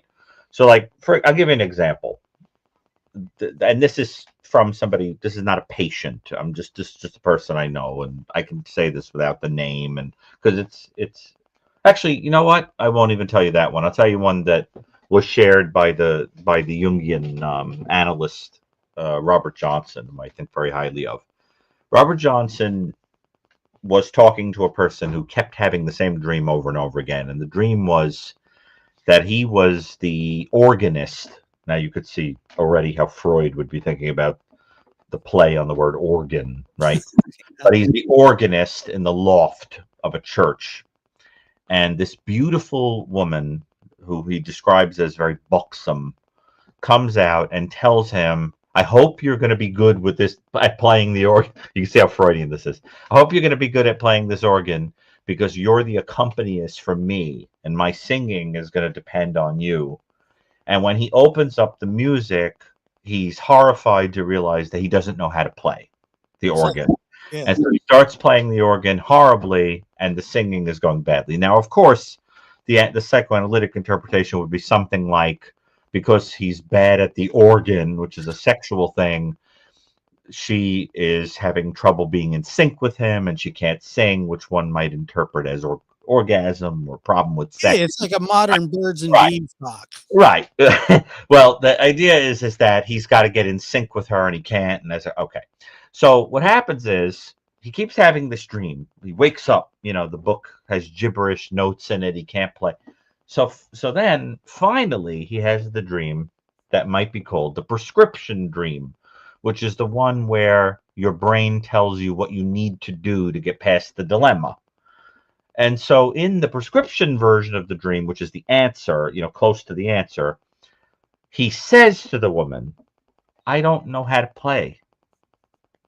And she says to him, close your eyes, and instead of reading the symbols in the book, just press wherever your instincts tell you on the keys. And when he does, he makes the most beautiful music, and it's in perfect sync with her as the singer. The interesting thing is, after the resolution dream, he never dreamed it again. It was gone, because that's when the conflict that's being sorted out in the dreams migrates back into the unconscious. It's over. So you always want to pay attention to your dreams because they're moving in the direction of some kind of resolution. Now, if you wanted to get purely biological, you'd say, there's a whole bunch of sensory memories you pick up during the day, and you've got to sort them into long-term memory store. So they juxtapose in weird ways, and that's why you dreamed about the snake wearing the hat, and the monocle walking down the street, The organist. Right, exactly. And it doesn't mean anything. And you're projecting meaning into it. But even if you believe that, the projection of meaning into that is like a projective test, which is going to reveal things about your psyche. So I think no matter how you slice it, you should never ignore dreams, either the interpretation of them or the fact that you had them. They are very revealing, that they're like an X-ray of what's going on in your psyche. Yeah. I really believe, Freud called them the royal road to the unconscious. And I think that for a Jungian, they go a step deeper. They would say that it really is in many ways a manifestation of the state of the soul. If you went to a Jungian psychoanalyst and you said, I had a dream that there was this dead tree in the backyard with worms crawling over it, they would say that's how you feel about the state of your spiritual development, right? The Freudian interpretation would be very different. So, but I think that if you're having dreams that are repetitive, don't waste that. Your mind is working through something and telling you something. And if you use dreams the right way, they are transformative as can be. And if you open up a can of worms, you start telling people in the audience to talk about their dreams, they're going to tell you things you wouldn't even believe. The most unbelievable dreams. They're bizarre, horrifying. Do you ever have nightmares? I mean, I used to. So scary. Oh my God. I don't know the last time I can't remember. I mean, yeah. What's a nightmare? Well, it's interesting. More and more, the more I talk to patients and the years go on, the more I learn that, for nightmares, most of the time, in my experience at least, there's a crossover between something happening physiologically and what's going on in the dream. So, like, for example, a person with sleep apnea is waking up gasping. Suddenly, they start having dreams where they're falling and they're waking up very sudden. In other words, there's some strange crossover between the residue of what's going on in the environment or biologically and dreams, but dreams can be really, think about the word nightmare, where it comes from, right?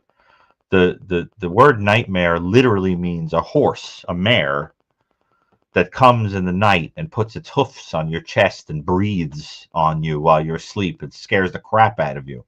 I mean, that's what they used to think a nightmare was, that it was a ghastly spectral horse that came into the room and did that. And the horse was pressing on your chest, and that, it's a really horrifying image. Right. But, you want to kind of pay attention to dreams. And I think in the Bible, dreams are how people that are kind of on the other side are communicating with you, right? But Joseph getting a dream, to stay with Mary, the dream about fleeing because of Herod, things like that. But I don't know. I only know that they are fascinating. And if you're having a repetitive dream, I would definitely be writing it down. By doing it, I've discovered themes in my dreams that I never would have noticed, that there's like a feature in common between them. Yeah. And it forced me to think about why, and then you free associate on it. For example, for a couple of years when I was recording my dreams, I noticed that there was a very frequent theme of postage stamps and mail and things like that. And I didn't know why. And then somebody said to me, what's the first thing that pops in your head when you think of? And I said, oh, for a long time, my father worked for the post office. Now, I doubt that's a coincidence. See? So you always want to kind of pause and think about why particular imagery, and I think it's fascinating. And people that are in the audience, I'm sure if we would read this back, we're going to see that they're going to start to talk about nightmares and dreams and things. And I'm going to read it later because I read the chat. Oh yeah. You know, sometimes they say horrifying things. You know, so it's your audience though isn't so bad. They don't really mock. You know, I mean, on other shows I've been on, my God, do they, you know, they really fire life altering barbs at you sometimes. You know, you ever get that? The horrible people in the audience that say things Yeah. about Yeah. Yeah. The other night there was a doctor in the chat that was talking about my getting my lube going with my doctor appointment. No, I don't. I have really, there's a lot of really just nice people. But yeah, that was funny, by the way. You getting your prostate and colon checked. I listen, don't joke. The truth is I've known people that have gone for what they thought were going to be routine checks and they discover cancer. I am a big believer in getting checked. Because let me tell you, a couple of us are walking around thinking we're just fine. And then you get checked and you've got cancer in the colon, you've got enlarged prostate, you've got a growth in the breast, you've got, you know, it is very, very, very important. I am a huge believer in doing that because I'm telling you, statistically speaking, if you had 1,000 people in the room right here listening to you, you can bet that one or two of them is walking around unaware that they've got something because they're not getting checked. Because statistics are statistics. And, you know, I'm telling you, urge people to do that. Don't be embarrassed. Don't be worried. Just do it. Because a couple of people are going to go, holy crap. I went and got that test and I really did have that. And these things, you know, they're treatable if you catch them early. You know, you could extend your life. So I hope you had perfectly fine results, Josh. You don't have to answer here, but I hope you're okay. Yeah, I'm fine. Yeah. Good. But it's important. You have kids. They want you around a long time. You want to see your grandkids. You know, you got to get checked. Sometimes you got to get the lube. Oh, you know, you can't help yourself. You always got to. Oh, I can't help myself. So we went from crossing over to the other side to you talking people off a bridge to you telling people to get their prostates and mammograms. Well, I think those themes are connected, actually. So, But somebody in the audience said that their husband went to have a scan. Yeah, here you go. That Joan is saying her husband went to have a scan of his spine for pain. They found lung cancer. That's what happened to my father. He had very low grade pain in his leg, and he had multiple myeloma. Yeah, that's terrible. That's all. I mean, no, it is absolutely important to get checked. No question about it. I mean, there are doctors that are horrifying. I'm writing about, not that I should tell you this after encouraging everybody to go to the doctor, but I'm writing right now about a doctor that wanted to make money giving people chemo. So he pretended that a large number of his patients had cancer when they didn't. That's sick.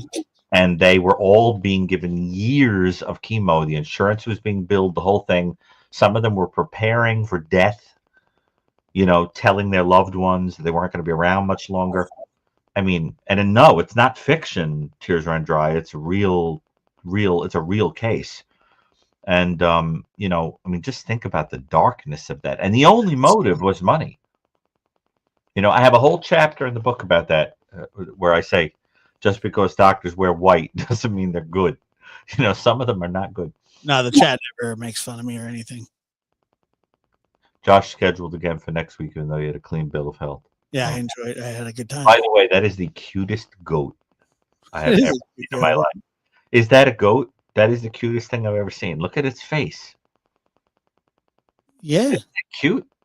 Yeah, but don't you know that goats like piss on their own face?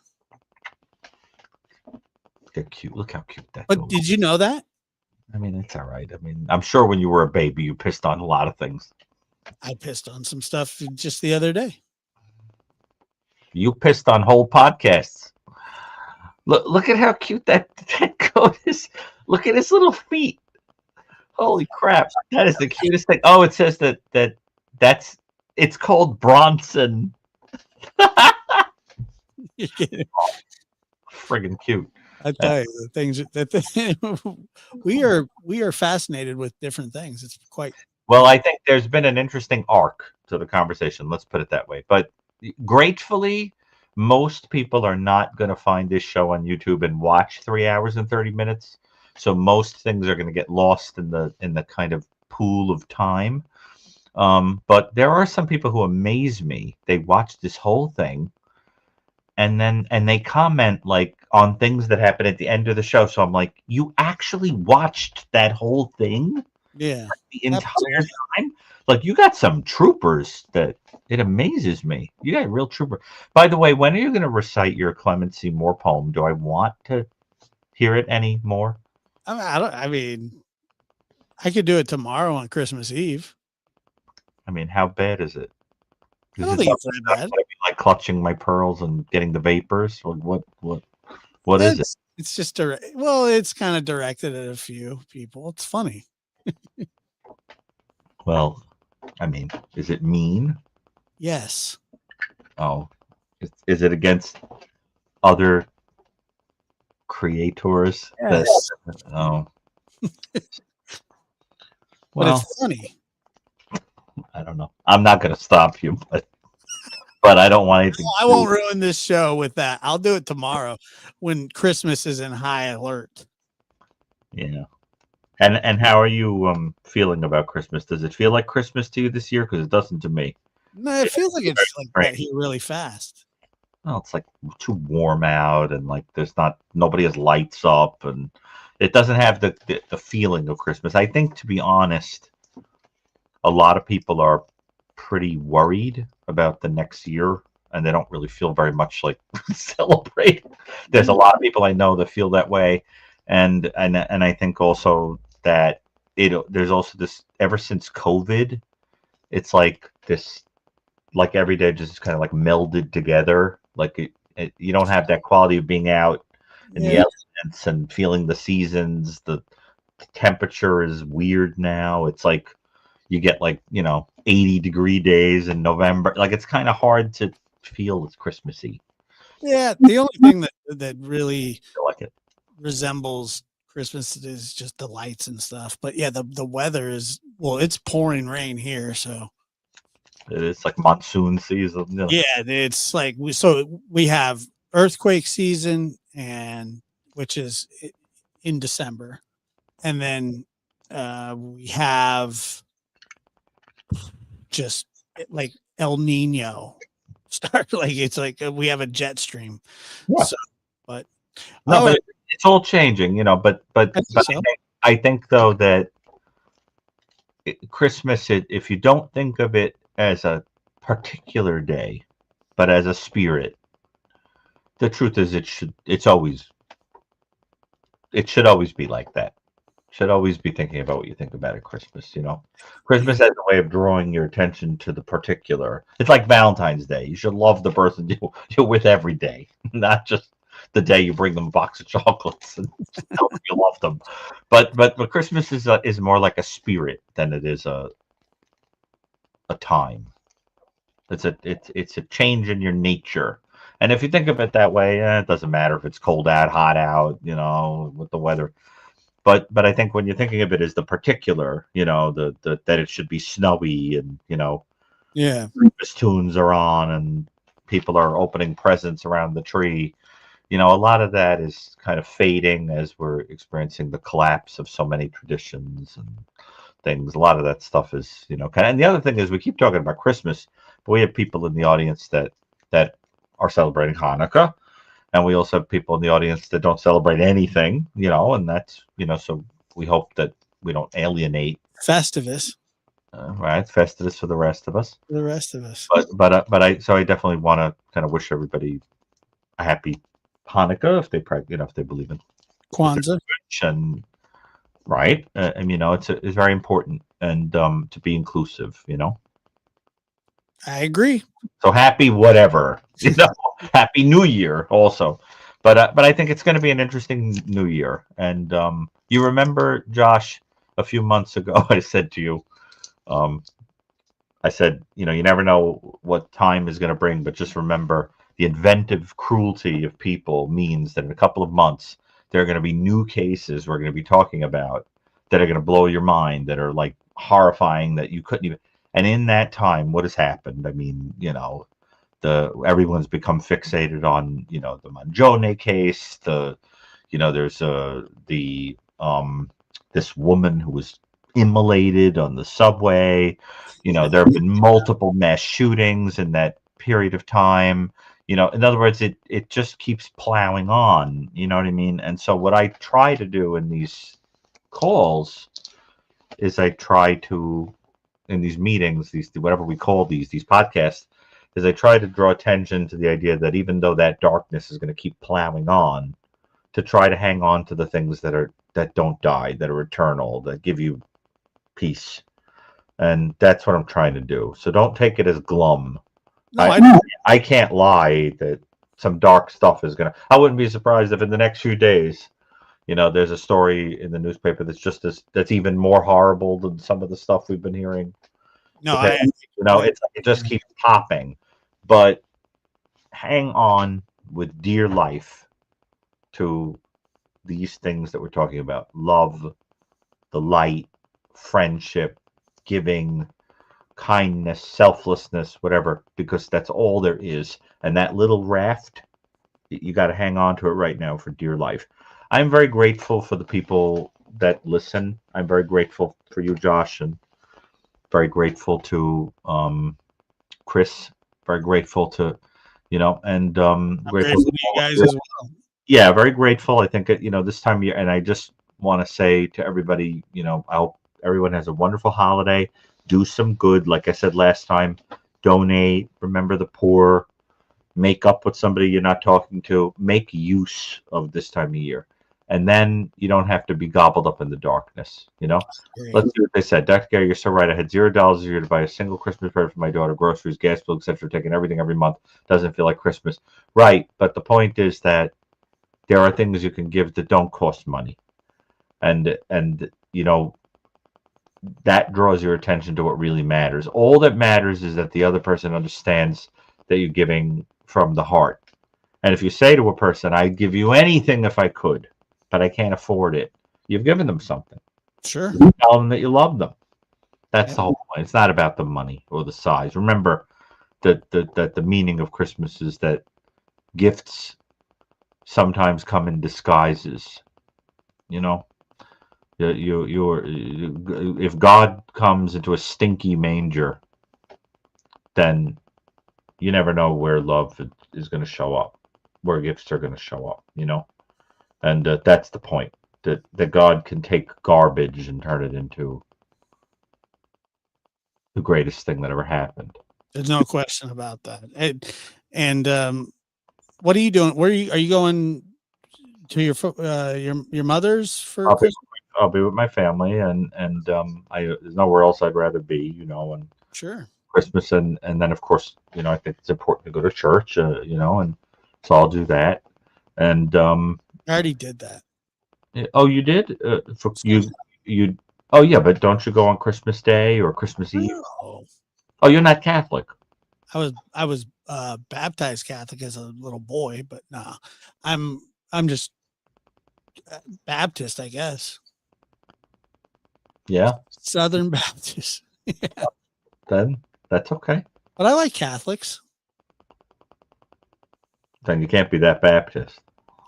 Sure you can. Because a lot of Baptists think that ideas in Catholicism are like idolatry, and that we're not biblically based. One of the things I love about Baptists is they really know their scripture. Catholics are lousy at it. If you quote the Bible to a Catholic, they look at you like they're like, "Where's that from, Moby Dick?" I'm like, "No, it's in the Bible." like they, that they think a lot of ideas in Catholicism like we're heathens. Yeah, I like Catholics. I do. You were baptized a Catholic. I know. Against my will. No, okay. I didn't ask to be. They forced me. Like, you're gonna be Catholic because you're Mexican. I was like, I don't think so. Well, just remember that there was only one Christian church for a millennium and a half. I mean, you had you had a Byzantine portion, but they were unified basically. Everything was unified until the 1500s or so, and then they started breaking up into all these branches. And Hmm. the Catholic Church views itself as going all the way back to the first pontificate, and it's so that's a long history, but I am not a person who I'm very ecumenical. I believe that in the final analysis, true Christians are sprinkled through all the different. I think so. Yeah. I had a beautiful moment the other night. I was walking through the subway, and there was one of these very zealous, probably evangelical Christians holding the Bible, and he was fascinated because I could quote it right, because he's not used to it, outside of the church knowing it. And he said, "What do you think I'm trying to do?" And I said, "You're a fisher of men." And he said, "Oh, I love you, dude." For sure, man. That's what he was, a fisher of men. Yes. I love that analogy when he says, Yeah. I'll make you fisher, man. I love that. Dr. Well, Gary, it's been great. it's been great. Well, listen, we could go on all night, but it's 4:30 Yeah. in the morning here, so top of the morning to you, and have a wonderful holiday. And Josh, I'm sure we'll touch base. Oh, And, yeah. Okay. We'll speak in the next day or so. All right. Okay. All right. Anything anybody wants to say, or can we sign on any final points here? I think we kind of touched on everything. We did. Okay. Good. All right. Take care. All right, doctor. Bye-bye. Let's see here. Okay, so Dr. Gary, that was so impromptu. I was so glad to have him. Made for a fun show. Now that he's gone, though, should I read my poem, or should I wait till tomorrow? Yeah, I don't want to ruin the show. Tomorrow's show will start out low and it'll remain low. So I won't ruin this one.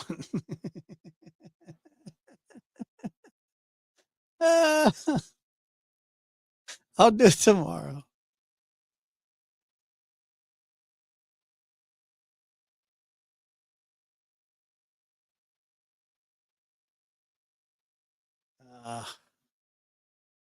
Just come back tomorrow.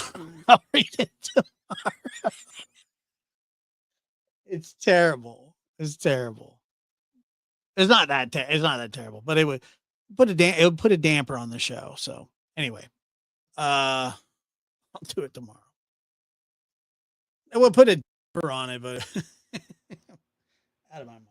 I'll read it tomorrow. Read it now. Stop.